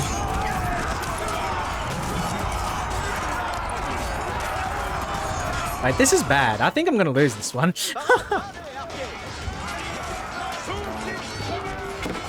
Wait, they have so much reinforcements. What the heck? Oh, I'm out of here. I'm out of here. I'm out of here. Kuna, welcome to the stream. How are you today? How are you today? That was so wholesome. I feel kind of bad for saying it was a grammar joke. Oh, it was a wordplay. It was a play on words, was it, Ryzen? Okay. Well, in saying that, everything I did say, I still mean it, you know? I still mean it. But you know, it's actually a bit of relief. It's actually a bit of relief that it was just a play on words. Because it means that, you know, you're doing alright. You're not doing too bad. But how are you, Kuna? How are you? Welcome to the stream. Nostalgia, yes. Nostalgia. So, this is Age of Empires 4, right?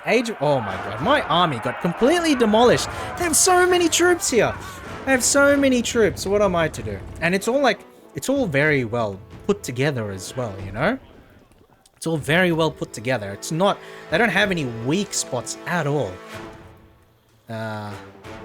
That said, I think I just have to keep going at it until I can finally take them down. And another thing I can do to help, actually, is...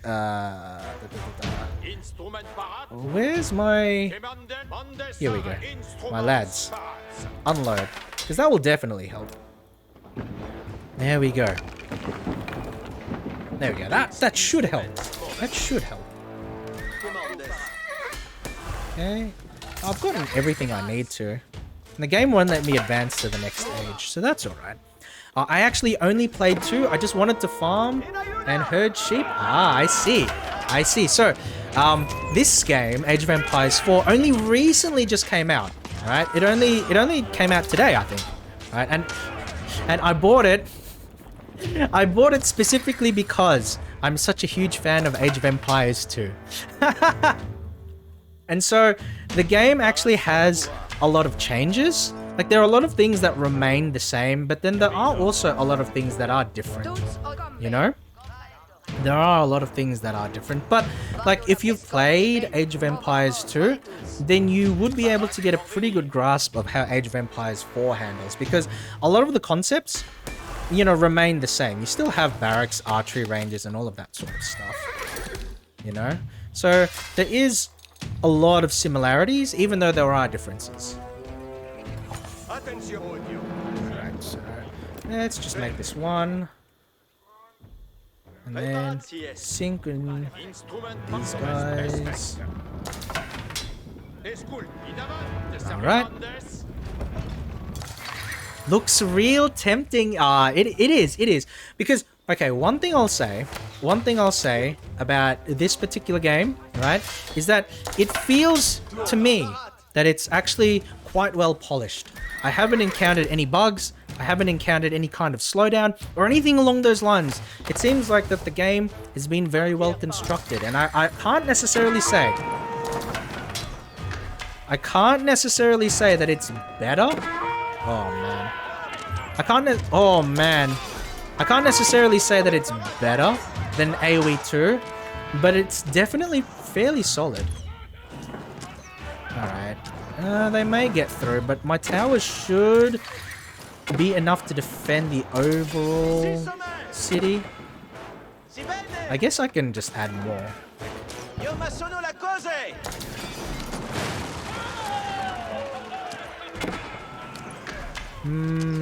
They do a lot of damage. But we should be able to take all of them out. I think? Yeah.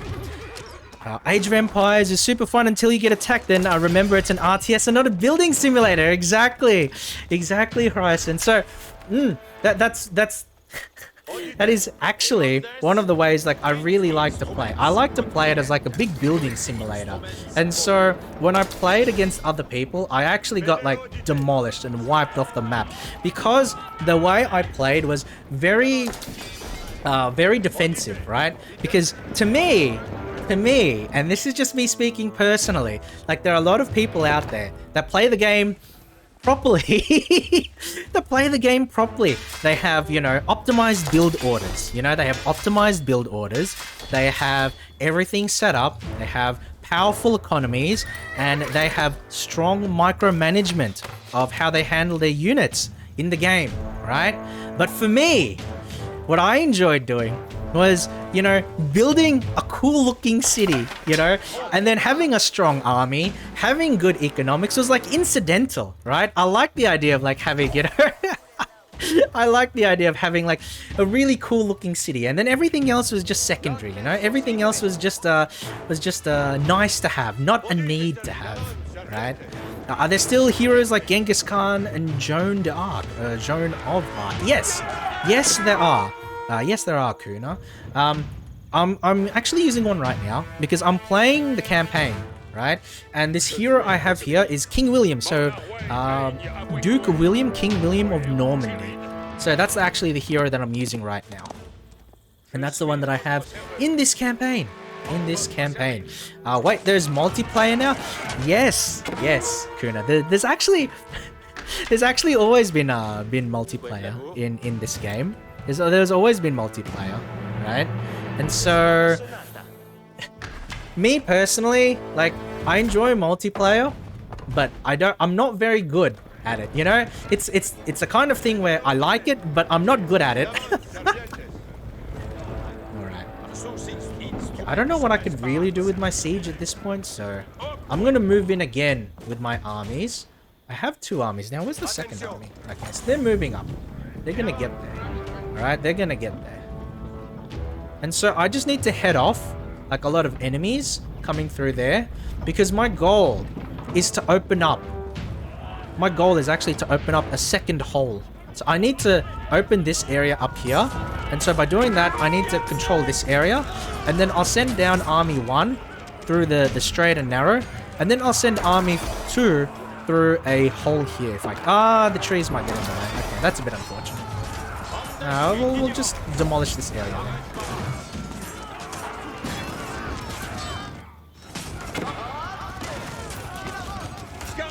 Fuck it, let's just go for it. Let's just go for it.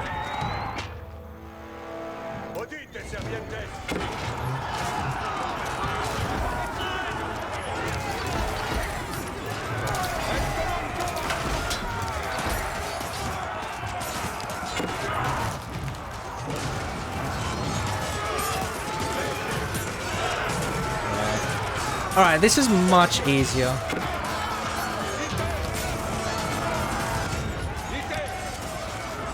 Move in, move in, move in. There we go, there we go. And then we should just demolish the archers now.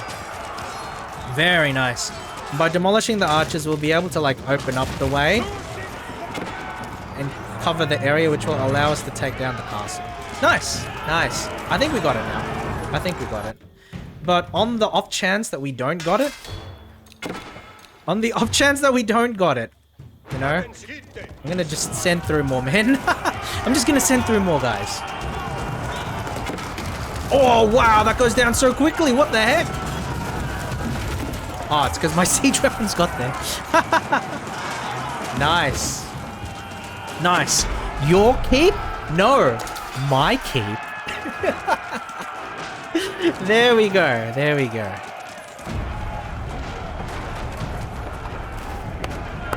The keep fell to the Norman army, and York was secured. The Northern Rebellion was over, and William the Conqueror was uncontested as King of England. Very nice. Wait, oh, hold on. Oh no! Oh no, my live 2D crashed. Give me just one moment, guys. Give me just one moment. I must have been playing AoE 2 while still on dial-up internet. Yeah. So when the game first came out, dial-up internet was still pretty common, right? But I've been playing, like I played the HD editions, right? So yeah, there we go. So yeah, I've been playing the HD edition since it came out, and it came out like, oh my god, it came out like 10 years ago now, guys. What the heck? But since the HD edition came out, I've been playing a lot of that, and that's where I played the multiplayer. Oh, wait, my VTube studio is crashing again. Ba-boom. Okay. I'm gonna try again one more time. And if it doesn't work, we may just have to be PNG Toru for a little bit. Oh, do I even have a... I surely do have a PNG. I surely do have a PNG that I can use. Okay, hold on. But we'll try the live 2D just one more time. And if it crashes again quickly, then, you know, then we move on to PNG. Ooh, okay, maybe, my computer's a little bit hot today. Oh, no, no, no. That's not ideal. We'll continue for now, though. We'll continue for now. We'll push onward, and we'll hope for the best. We'll hope for the best. William the Conqueror had recaptured York from the rebels. Now he wanted to teach them a lesson for defying. See, this is so cool. They mix like the modern day stuff with like the history. He began a brutal campaign of destruction. Oh, to my crush helmet. any further resistance, known as the Harrying of the North. Villages and crops were destroyed. Need my helmet. I need it. It is said 100,000 people were killed. With ruthless efficiency, William the Conqueror had secured obedience in his new kingdom. Wait. But it wasn't to last. There we go. It would be thrown Good into enough. chaos Good by enough. his own children. There we go. His own children. Wow.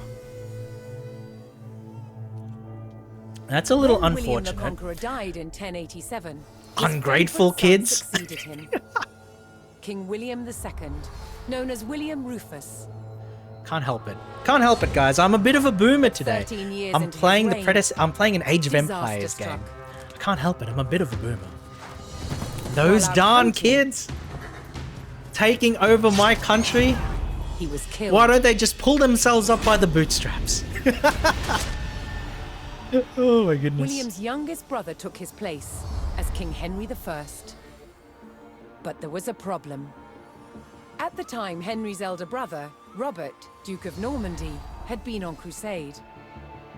When he returned, he was furious that Henry had grabbed the throne. Oh. From Normandy, Robert attempted to invade England to claim the crown from his brother. Huh. But he failed. Well, isn't that like a In history retaliation, repeating itself? Henry struck back. Oh no. In a reversal of 1066, he crossed the Channel and invaded Normandy, intent on undermining his brother Robert's rule. Uno reverso. His first target was Bayer. Bayer. What a graphics This glop. rich and Yes, splendid yes, city yes, was one of Karina. the jewels Yes. of Normandy. It's like a legitimate documentary. Henry was to begin his campaign by unleashing his forces on the city. Bayer was about to feel the wrath of the English army. The wrath of the English army. So 50 years later, 50 years ago, 50? 40. 40 years ago. 40 years ago, Normandy invades England, and now England invades Normandy. How are the turntables? How are the turntables? But yeah, it is a graphics glop. The ghostly scenes is really cool. Yes, yes, I love it so much. I mentioned earlier, right? I mentioned earlier that the way that Age of Empires 2 handled its story and its, between mission cutscenes was to present it as like, as a story that you're being told, secondhand events, right? And so, you're being told a story and it works like a scroll, it works like a book. You're reading through it. But in this one, in Age of Empires 4, they're presenting it like a history documentary. And it's a very different way of, storytelling. But I actually enjoy both. But I really like this one, right? Because one of my fears, and to be fair, like this is still something that I'm thinking, is that, I was concerned that Age of Empires 4 would just be an inferior Age of Empires 2. Right? And there are definitely some aspects of the game where I see it and I'm thinking, well, I preferred it in the game 20 years ago. Give me back my nostalgia. Give me those rose tinted glasses. It was better 20 years ago and all of that sort of thing. But the presentation of this campaign is so cool. I really love it. The ghostly stuff is really cool. I agree, Ryson. I agree 150% because it's so cool because they take footage from the modern day locations, and then they juxtapose that with the spirits of the past, with the armies of the past, with the events of the past. And having the two overlaid on top of one another in real time is just so cool. It's so cool. It makes the presentation look very professional. Like if you were to snip the cinematic and you were to tell me that that comes from an actual documentary, I would believe you. You know, I would believe you. Now, to be fair, there's probably more money put into the development of this game than any kind of history documentary, right? Millions of dollars went into the funding of this game, but I really enjoy the way that they're presenting the story here, because they're presenting it as a history documentary, and that's so cool. That's so cool. You know, OCAT mentioned earlier, it's like a surprise history lesson. It's a lecture, you know? But you know what? I think that's cool. I think that's a good thing, you know? You thought you were here for video games? No, you're here to learn. You're using your brain. You know, all right, let's get into it, guys. Let's get into it. In the brotherly feud over Normandy, King Henry I set out to make an example of Bayer, a town still loyal to his brother Duke Robert. Ooh. Henry's archers took What the up heck is position all on of that? high ground outside the okay. city and faced an immediate attack by Robert's cavalry patrol. Having deployed their palings, Henry's archers were well protected against the cavalry charge. Okay, I feel They defeated the first I feel patrol. bad in saying this. No, I'm not gonna skip. I feel bad in saying this, but the difference between 2D and 3D, like when you see archers like longbowmen unloose their arrows, it actually looked better than these archers unloosing their arrows. Because like they have to, you know, work in accordance to like 3D, but it just looks really awkward because of the angles, right? But with the 2D, like the whole sort of perspective is like that, so it looks better. So you know, I mean, is it really surprising? Is it really surprising, guys, that a VTuber would make the claim that 2D is better than 3D? You know, it's more likely than you think. It's more likely than you think. But yeah, I do enjoy the aesthetic. Oh, okay.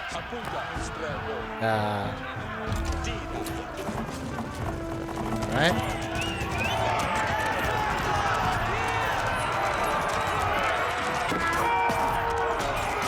That should be fine. And we can just go around and scout a little bit.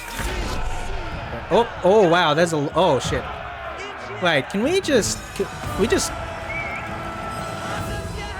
Yeah. As Henry set his sights okay. on burning Bayer, I was about to say, can we more just bait him over? reinforcements arrived to join his army. Oh, heck yeah. Heck yeah. There's more of them there. So... One. Two. Okay, group only a long moment. To this day, I still prefer 2.5D for most of my games. Puna. What kind of games do you play then? What kind of games do you play? Because, like, the idea of, like, 2.5D, right? Because the idea of 2.5D, right? So that would be, like, 3D models that work on 3D models that work on 2D backgrounds, right? So like sprites and that sort of thing. So I don't know if like this is necessarily what you're into, but I know that there's a lot of like, you know, like old school Western RPGs that operate in that kind of way, right?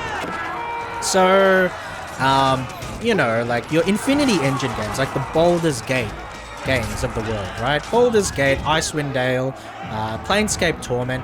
And if that's the case, you know, I think we share, you know, some tastes, because I really do. I'm just outing myself as a gamer. Hades. Okay. So those sorts of games as well. Don't Starve Together. Yeah, Don't Starve Together actually has a really, really cool aesthetic. Don't Starve to actually Hades does as well. So like, I personally haven't played through Hades. I personally haven't played through... Oh, what the heck? English Why are they approached over Bayer there? and saw that its towering stone walls would not be breached by manpower alone.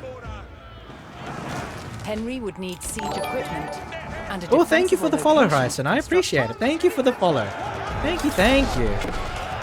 Thank you. Hopefully you're enjoying the stream. Are those 2.5D? I don't know. Yeah, they would be. They would count as 2.5D. Thank you for the follow, Kuna. Thank you for the follow. I really appreciate it, guys. I really appreciate it. Glad to know. You know, I'm happy to know that you guys are enjoying the stream. Thank you. But no, with Hades, right? Like, I haven't played... Oh, God. Okay. Grip only your spearmen? What is it?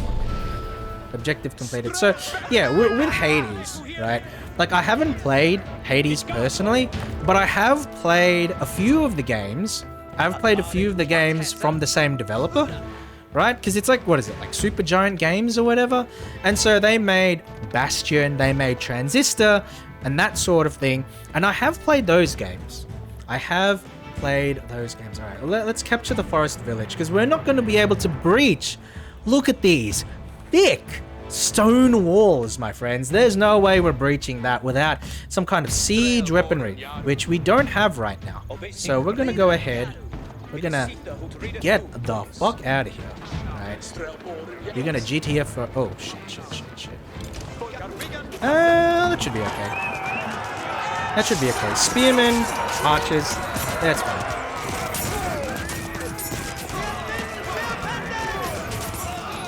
But yeah, like, I've played both of those games and I've really enjoyed them. I think that Supergiant as a developer is really high standard. Like, the kind of games that they make is not necessarily something that everybody would like, but you can, you know, more or less be sure that what they do make is very high quality. I think, like, the work that they did in terms of narration in Bastion, like, that's obviously its most well-known, you know, aspect. But I actually really think that the aesthetic, right? The aesthetic of Bastion is, I don't know, like, everybody recognizes that it's good, but like, it feels a bit underrated at times, you know?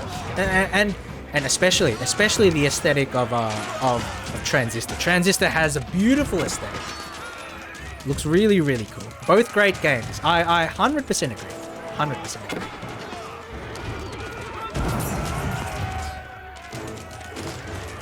So I guess we just need to take the village. Don't get baited, my friends.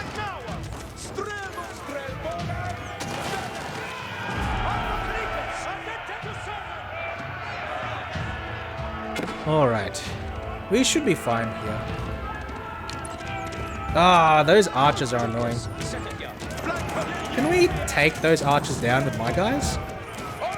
Oh, we can! Wow, nice.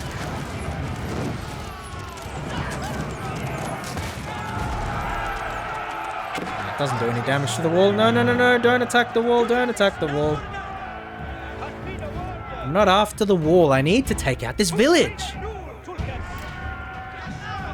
The army sounds in this? Yes, yes. Like the war cries and everything? Very, very nice. Very, very nice. Because, like, that's one thing that they differentiated themselves with Age of Empires 2. It's like the group sounds, right? It's like the one good thing you have in Age of Empires 2 is like they actually and they carried it over here too, right?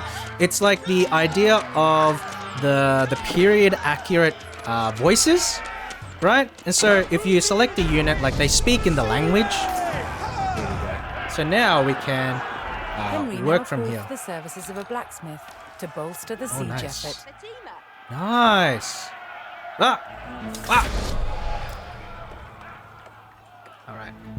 Alright. So now we have a base to work with, my friends. We've got a base. And so from here, we should be able to go on and get a few things done. Mining camp. Oh, wait, what? That was the mining camp? I didn't mean to do that. I didn't mean to do that. Blacksmith. Alright. But yeah, one thing that I do like about this is that the group sounds sound way better. So, you know, you can listen to me clicking on the villages and everything, and then they have like the kind of, you know, period accurate sort of thing. And so it does remind you, it actually does remind you of like Age of Empires 2, and that's one really good thing about that game, the way that their voices are. You know, like a lot of strategy games did try and do this, where they had like specific voices, blacksmith on hand, you know, for the units, and then that was a way to build character, right? That was a way to build character, and I do feel that, you know, it's an effective way to do that. And with Age of Empires 4, they've kept to that formula. And it's really good. It's really good. I should be able to get enough gold soon. Yeah, I should be able to get enough gold. Alright. So the game does have like a pretty charted path for me, and the way it wants me to go about my business, which is fine. You know, which is fine. There we go. This is Army 1. Okay, we should be able to defend the town without too much problems, and we should be able to go ahead and start building siege, building our economy, and getting to a position where we can attack. I'll build a few more houses though. I will want to build a few more houses. Alright, so now it's just... Wait, where's my scout? Did he die? No! Oh, womp womp. I wanted to use a scout to, like, explore the rest of the map, but I guess I'll just use my hero. I guess I'll just use my hero. Alright. Wait. I guess we can take this out instead. Yeah, I'd rather take that out instead. Oh, fuck! Oh, no! No!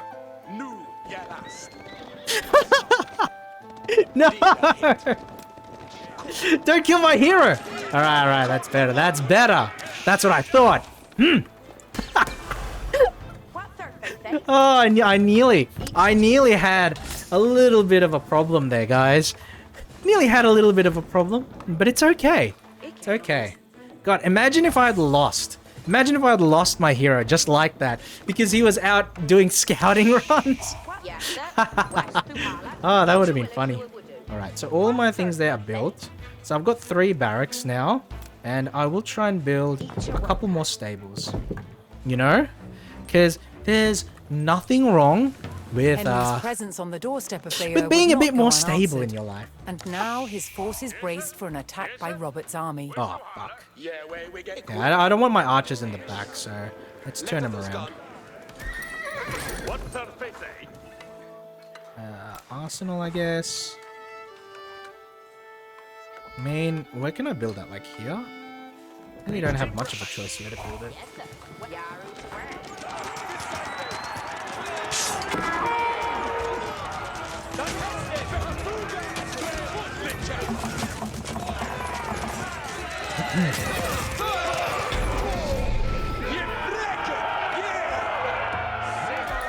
Alright, that's not bad. Could now construct battering rams, siege weapons designed to break open fortress walls.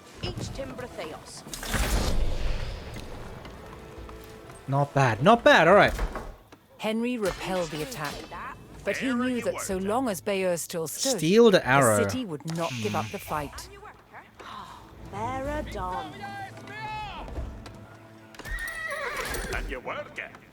Alright, mine some gold. Okay,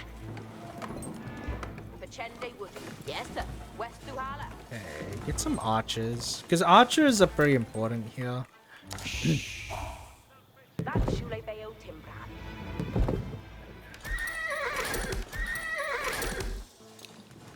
And then I also need a villager to build houses. I actually noticed, I don't know. Yeah, I've noticed that you can't, like, there's no naval units yet. Maybe it comes out in later campaigns, but I don't have any naval units yet. So that actually is a little bit, you know, a little bit off-putting, because I would like to be able to build a naval unit, you know. New worker.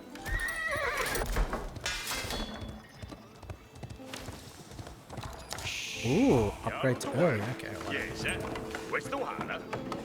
Lumber camp. Let's make a new one. All right, nice. So we're chugging along, guys. We're chugging along. There we go. There we go. We're doing fine. Everything is building. Everything is growing. We're not struggling for anything specifically. So it's just a matter of building up what we have and then using them to attack after.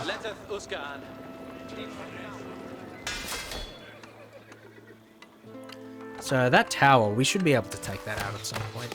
Yes, sir. Especially because I can use battering, like I can use these guys to build battering rams. Yes, sir. Oh, I can only afford one. I can only afford one. F.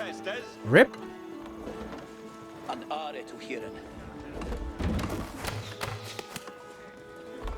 The way that they're constructing this is like different too, right?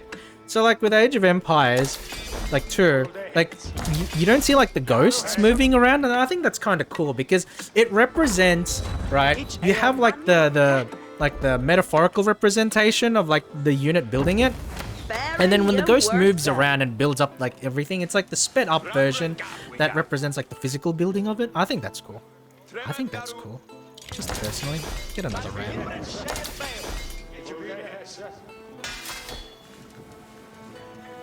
Yes, sir. West Puhala. Market maybe. Why not? And then you... Yeah, I need more wood. There we go. 2 rams. Just demolish the tower. Because if we can demolish the tower, we can probably go after a whole bunch of other shit as well.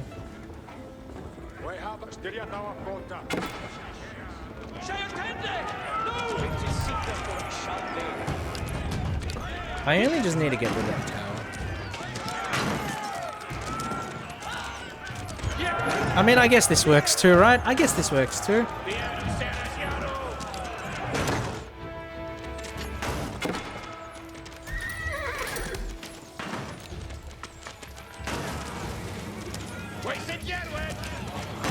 Nice. Oh wait, let's move them back.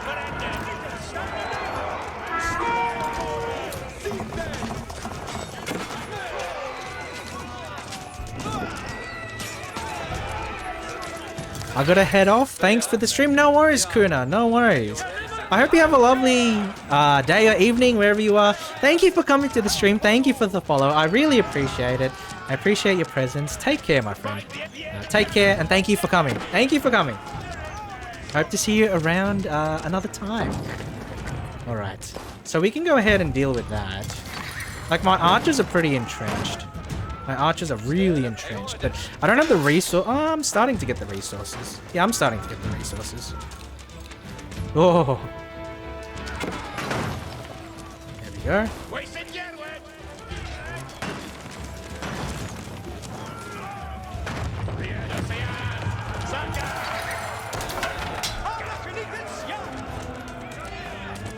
Oh, shit. I'm overextending. Let's get out of here.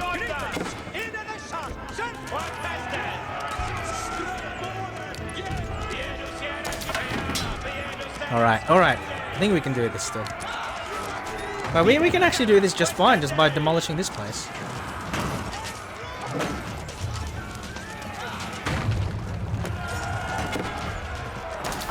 Yeah, it's fine. We've got enough archers where we can sort of afford like, this kind of action.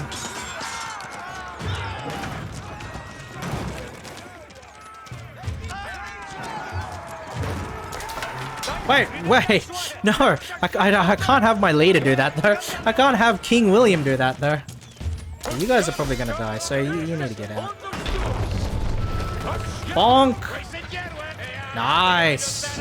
Bayer's walls had failed, and Henry's men could now storm the city. Robert's garrison made a last stand to defend Bayer, but Henry would show no mercy in cutting them down and burning their city.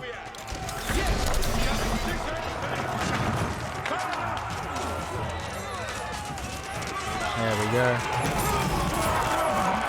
I'm pretty sure this is not how, like...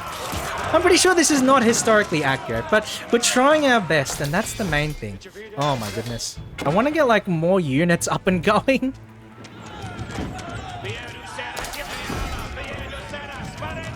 Man, having all of these archers is such a huge buff, right? Having the massed archers is really, really powerful. They can't do a whole lot against them.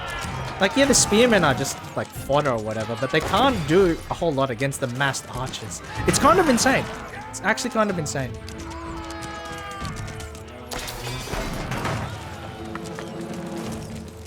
Now it's on fire, so it should go down. Nice.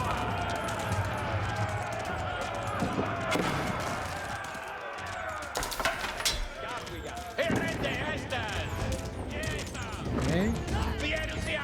There. There's a little bit of micromanaging to like bait them to come across. And they just get demolished, right?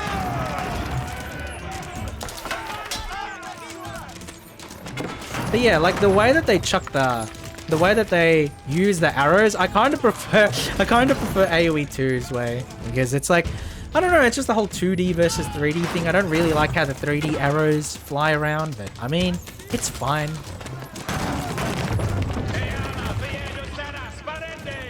Alright, by moving them across there, it gets them in line with my archers.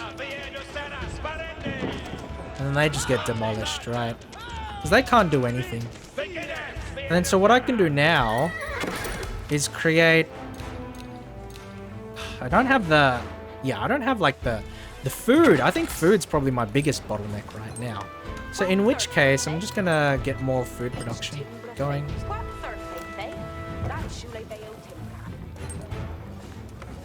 Wood is like... Yes, sir. West to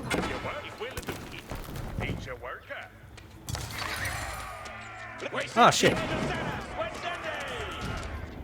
Oh no, I nearly lost them due to my complacency. Holy cow.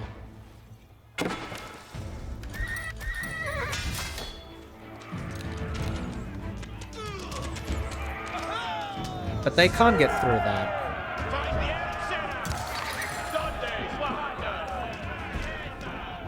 Alright, alright. So, I should be able to storm the area with my troops fairly soon. It's just that I don't have enough food to like really produce the kind of numbers of troops that I want, but I am trying to do that soon.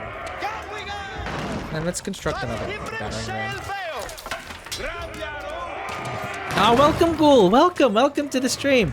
How are you today? I'll go ahead and drink some water this time. I've been drinking a little bit of beer, but for the time being, I'm gonna drink some water. But thank you for the redeem. I really appreciate it. How are you today? That should just be able to take that down. These lads can go ahead and probably build another ram, right? I'm good. I'm glad to hear it. I hope that your classes and all of that have been going well, because I know that it can be, you know, a little bit difficult, a little bit annoying, you know, just to go through a lot of the stuff that is necessary. But you know, I hope classes in general are treating you well and that you're doing okay with them. There's 9 villages, so this is 4, 5, 6, 7. Alright, and that's fine, because I can just grab 2 of these. Well, saving game. With the power of battering rams, the English army could crack open Bayer's mighty walls. Alright. Go there. And then another person, come here. Right, so I'm out of gold, which is a little bit of a problem. But it's not too bad. It's not too bad. Like, yeah, I'm out of gold. That said, I have a lot of resources now. I have a lot of resources, so I should be okay. Oh, wait.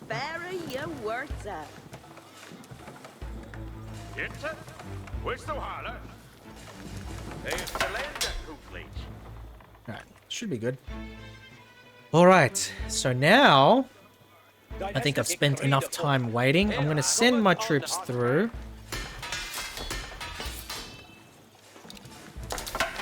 And I hope we can get ourselves, you know, we can get ourselves what we need. Alright, 3, 1 left. Alright, we can do this, we can do this.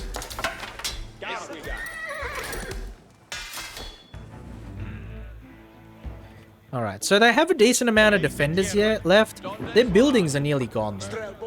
So I think if we just keep moving and then just keep them there.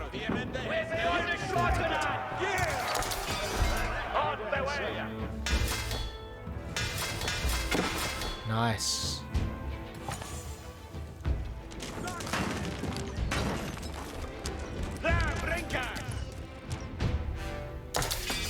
Alright. I think we're at a point now where we're ready to just move in with the army. So that's what I'll be doing. I'm gonna move in.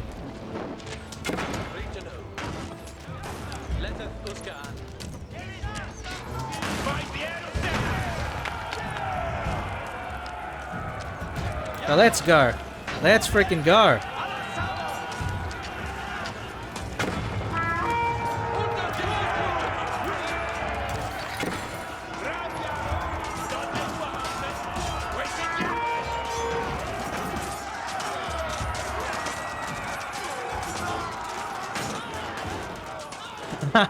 These guys don't know what to do. Very nice, very nice. Alright, we're smacking them now. We're smacking them now. They got no hope.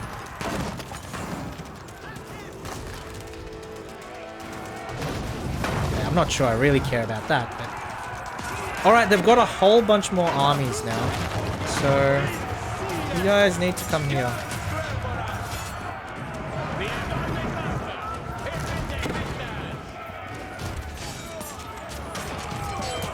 Nice, nice, nice.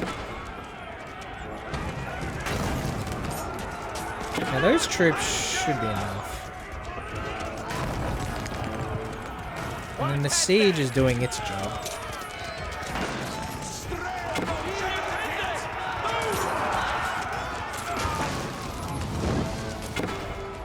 Ooh, that's the castle. Okay, okay.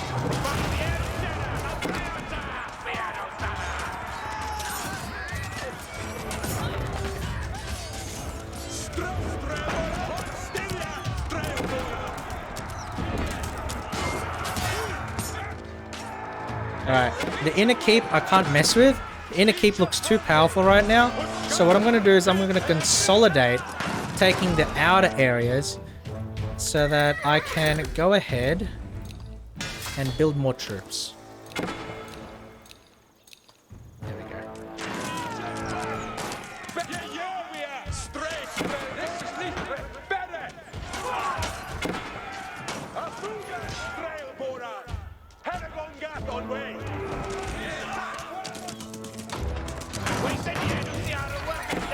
Alright, it should be fine. Should be fine now. Okay, I'm pretty comfortable now. I'm comfortable now, there we go. We should be able to get this from here. I can send these guys as reinforcements just to saturate the area a little bit. Oh! They're doing quite a lot of damage. Holy shit. Holy shit, they're doing a lot of damage. But it's gonna go down to the flames anyway, I think. So that's probably fine. Let's see.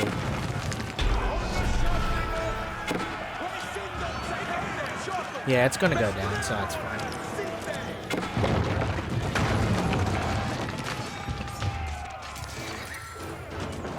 Impressive though. They've managed to hold on quite well.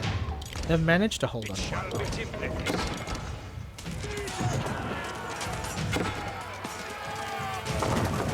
Okay, so we just need to destroy their defenders.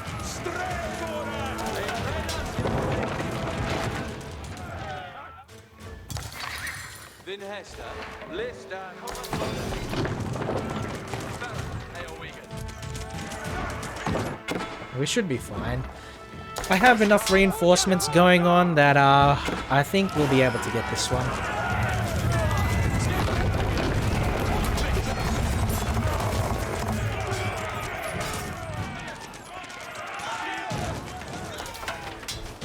Yeah, because I got those reinforcements coming in and they should do fine. And I think that these are the last of the defenders. So we can comfortably claim the W on this one, guys. We can claim the W. Very nice, very nice. Oh, they're running. Why are they running? Why are they running? Don't they know that their fate is inevitable? Alright, I think we got it now. Nice! We got it!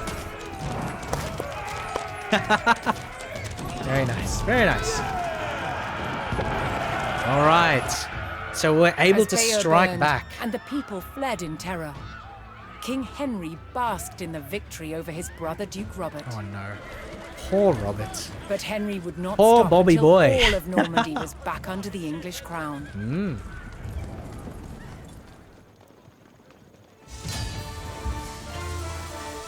Nice. Very cool, very cool. Good victory, my friends. Very good victory. All right, so I wanna see if there's like any other videos, right? I wanna see if there's like any other videos here. So let's take a look. Let's go next. Very nice, very nice. While Bayer burned, King Henry pressed his advantage, Oh, very cool. seizing key fortifications and buying the loyalty of powerful lords. Henry loosened his brother's grip over Normandy. At Tinchebray in 1106, brother would fight brother for final claim to their father's lands. Ooh, okay. The Battle of Tinchebray.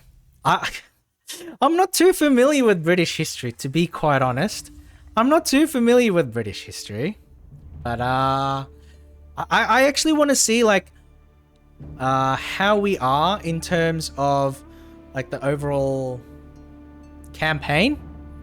Because we've done like what, 3 missions, 4 missions, something along those lines. So I want to see how much of the full campaign we've done so far, right? And the reason that I'm asking, oh wow, the game doesn't give you any choice. Yeah, you can only continue. You can only continue. That's okay. British history is entirely irrelevant before the point where I was born. Oh, I see it. I see how it is, Kathleen. The world did not exist. Oh, the world was pointless until I came along. That's a very. I don't even know what to say about that, Kat. I don't even know what to say, but that's a very I don't know. I guess you could say. At least it doesn't seem like you suffer from self-esteem issues. Oh no, I shouldn't say that. That's terrible. Terrible, Toru. All right. Okay, let's continue. The reason I'm bringing this up actually, is because like it's almost 10 p.m. It's almost 10 p.m. on my end, and silly me, I haven't even eaten yet. And I thought to myself, oh, I'll have a snack before I start streaming. I'll be fine. I'm not going to be hungry whatsoever. But like, as I was playing that last battle, I could hear my stomach growling, and it was just like, Toru, you need to eat. Get yourself some seaweed, get yourself some lettuce, or whatever it is the hell you snapping turtles want, you snapping turtles eat, because because you need to eat. You need to eat. But I do want to watch a few more of these cutscenes first. So we'll see what we can do. Determined to claim Normandy and capture his brother, Duke Robert, King Henry besieged the castle at Tinchebray. But the direct assault on the formidable stone castle was failing. Oh no. That's Unable fine. to breach the towering This guy doesn't wall, use siege the weapons. king devised a new plan to capture his brother.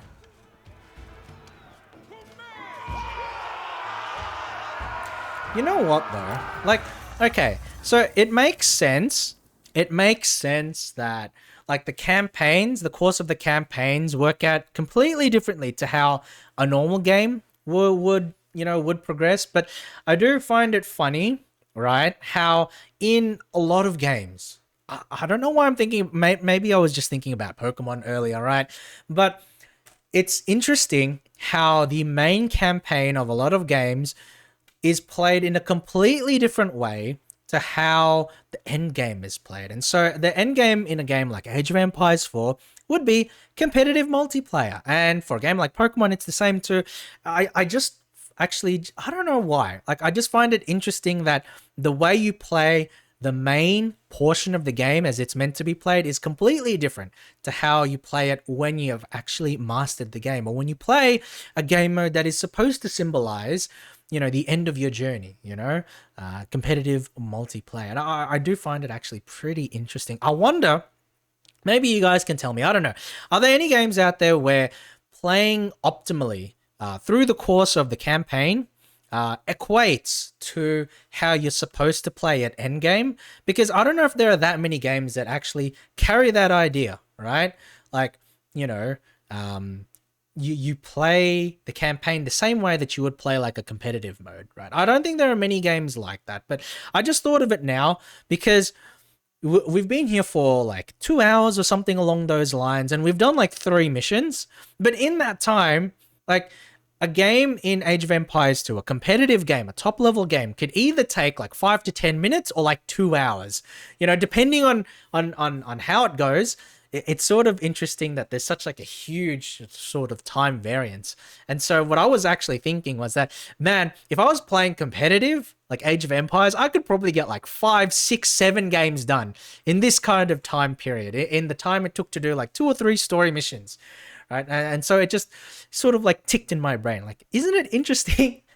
The way you play through a game is completely different to how you play it at the end. You know, supposedly, you get into an end game. You know, you get into the grind of playing a game like Pokemon or like Age of Empires, anything with a competitive multiplayer or with a you know, rigidly defined end game. Supposedly, you get into that because you enjoy so much the experience you have as you're running through the main campaign. But it's funny because the way that you play at the end is completely different to how you played during the game. I don't know. It's nothing special. There's no greater point I'm trying to make. I just found it interesting. I was just like ruminating through random thoughts in my head, and I was like, hey, Toru, that's a thing. And so I had to share it with you guys. Henry would So there force we Robert go. to defend his lands from All right. attack by razing the villages of Martigny and Fresnes. Well, that's kind of shitty, isn't it? That's kind of shitty. It's like, oh, we can't beat the guy head on, so we're just gonna raise the countryside until you come to us. That's kind of shitty, don't you think, guys? What the heck? What the heck? Do you know what? You know what? Razing territories to the ground, burning down innocent farmers. Hey. It's not. It's dishonest work, but somebody's got to do it. Men would burn the village to the ground.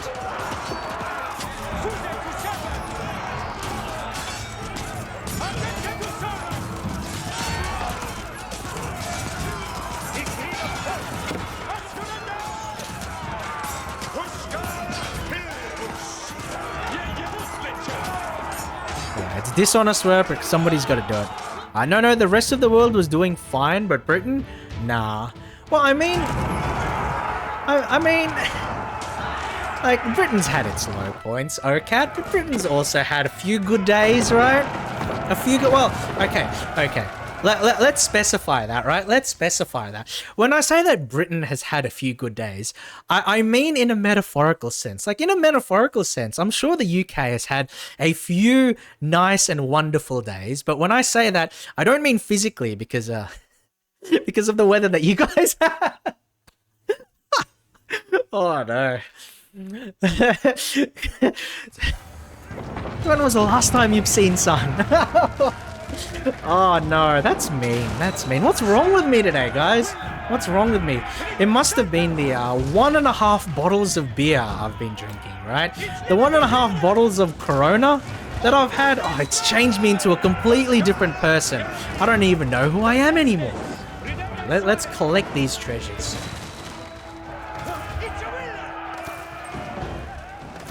Nice loot. Nice loot. There we go. Where's the last building? There we go. That's the last one. Ba-boom. The village of Martigny was destroyed, but still Robert did not emerge to face Henry outside the castle. Oh no. Henry would have to raise the stakes. Next, he targeted the village of Fresnes. That's so bad, right? Because it's like, oh, you need to Henry could buy destroy reinforcements from innocent nearby villages. allies, if he could procure the gold to pay them. Ooh. Okay, hold on. How much money do I have? Henry received 600. word that Robert had sent for a fresh army to Ooh. aid in defending his position at the castle. Henry had to eliminate these new Yeah, forces let's go for the before big they could boys. combine with the Knights and garrison infantry. at Let's Conquerors go. Let's give ourselves some prime Henry sent reinforcements. gold to his ally in men and received fresh reinforcements. Heck yeah. Let's go. Defeat the relief army before they reach the castle. Wait, where's the relief army? Oh, relief army's here, right? Okay, that's fine. Right? Alright, let's go. Let's go. We have the elite of the elites. And then there's a pathway here, so they're probably coming in through here, right? Yeah. Wait.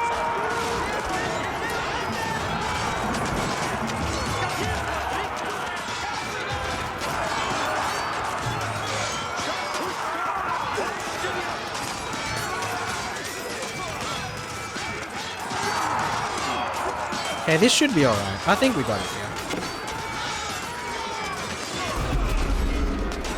Oh no, he's injured! Wait, how do I fix him? Alright. Right, they're running. Nice. By eliminating Fix up Robert's William, incoming guys. army, Henry had thwarted his brother's attempt at strengthening the castle's defenses. Nice. Okay, that was good. And then we can get ourselves some extra reinforcements. Henry sent gold to his ally in Brittany, and in return, a detachment arrived to bolster his numbers. Nice. I just need like extra units to sort of like, well, as they said, to bolster the forces. So I'm going to use that. And then we're going to use this combined army and then demolish this poor building in Fresnes. I don't know how to pronounce it. I'm not French, guys. I'm not French. Apparently all of my units are, even though we're supposed to be the Royal British Army, everybody's French. What the heck? What the heck? Alright. I got a lot of spearmen, but I got a lot of archers, so this is actually fine.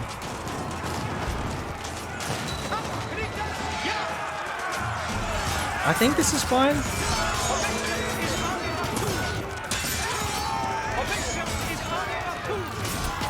There we go.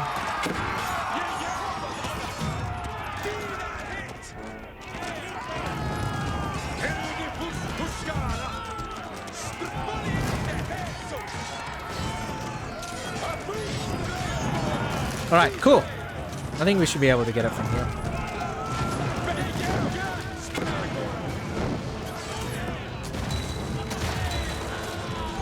Nice.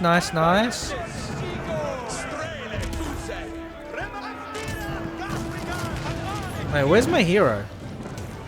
Wait. Where's William? Oh, sorry, Henry. Ah, he's here. Sorry, I lost him for a second. Okay. Archers? I don't think I need archers. I kind of want, like, the knights and the horsemen. Because that's a lot of cavalry. Wow.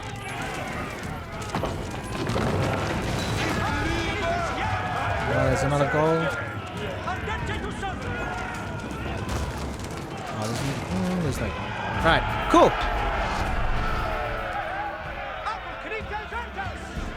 Very At cool. the hands of Henry's army, the village Yeah, of infantry's Fresnes alright. was in ruins.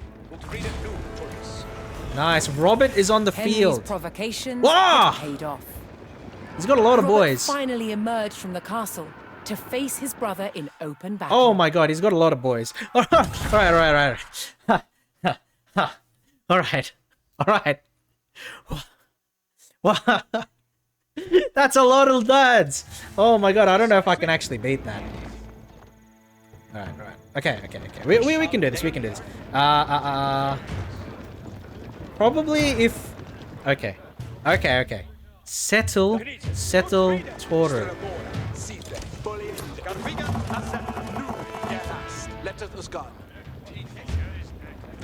Settle Toro. I'll let them come to me.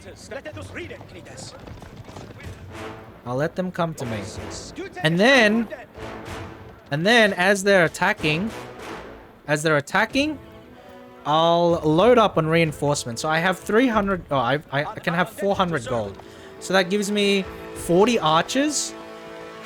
Or like spears, and I would want to use this on this because then that's like 20 spears and archers.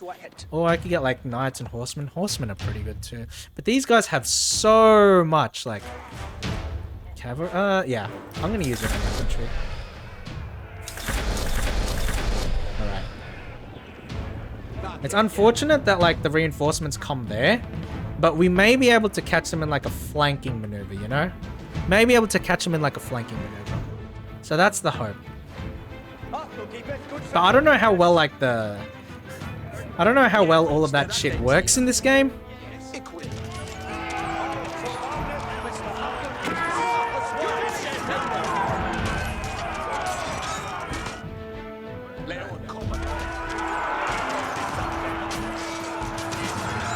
Oh my god. They're so strong.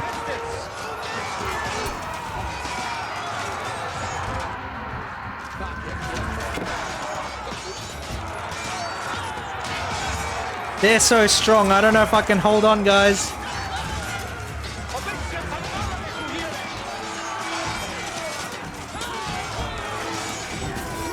I feel like my archers are getting demolished.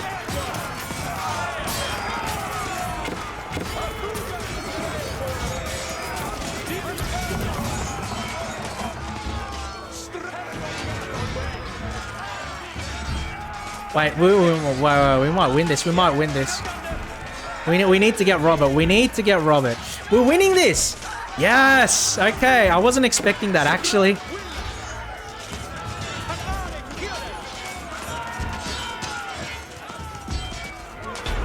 We got Robert. We got the army.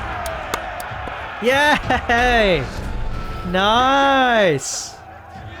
Nice. These guys, these reinforcements came in clutch. Heck yes. King Henry's tactic of luring Robert into the open had worked. That worked a lot better than I thought it would. I'm pretty happy with that, guys. I'm really happy with that. Henry captured his brother, and Normandy was his.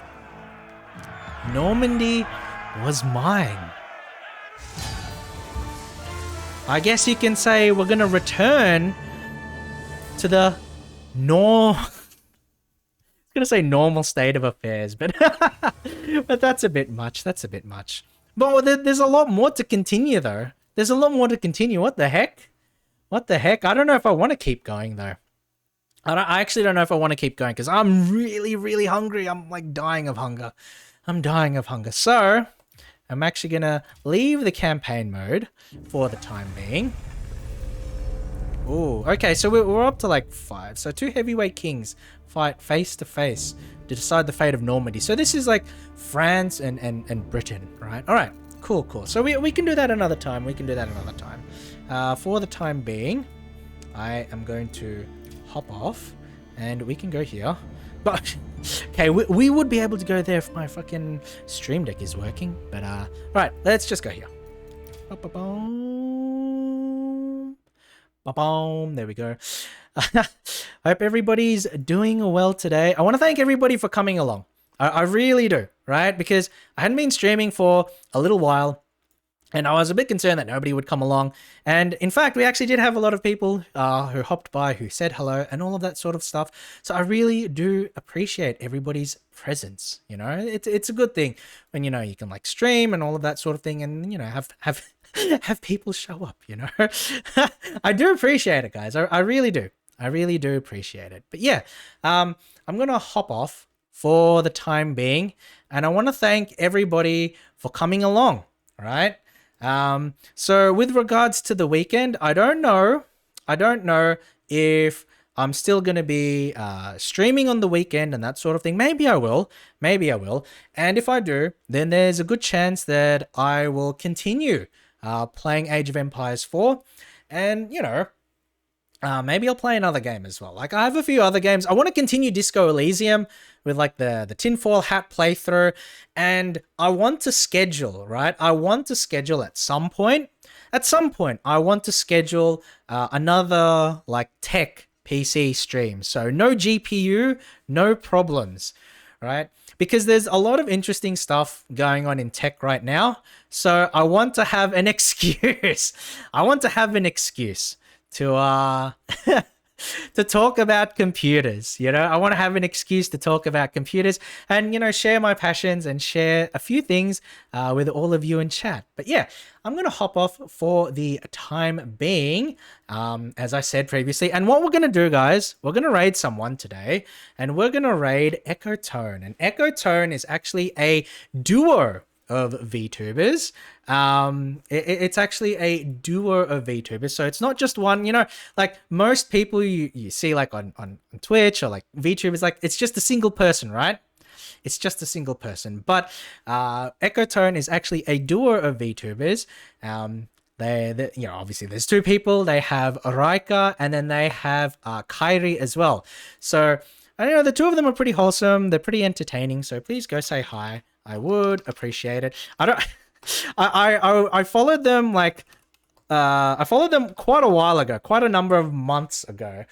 Just to lurk in their stream, but like I'm one of those people that likes to lurk in streams. Like even though I'm streaming myself, right? I'm the kind of person that likes to lurk in streams and then just never say anything. So if like I speak up, it's like I'm there for the first time. So I don't know if they'll know me because I haven't really said anything in their chat or anything along those lines. But I do watch them from time to time and they're really entertaining. They're really wholesome. So I do hope you guys go and say hi and that sort of thing. But yeah, I'll be hopping off for the time being. And again, I don't know if I'll be streaming on the weekend yet. It depends on what my plans are, depends on what comes up. But if I do stream, I definitely will post on Twitter beforehand. So please check out my Twitter. It's in my about page and all of that stuff. But yeah, I will post on Twitter. And, hopefully we can get some time to, play a bit more games together. But again, thank you so much, guys. I really appreciate everybody who came along, all of the follows, all of the lurkers. Thank you guys for coming from Toru to you. Appreciate your presence. Take care of yourselves. And I hope to see each and every one of you around next time.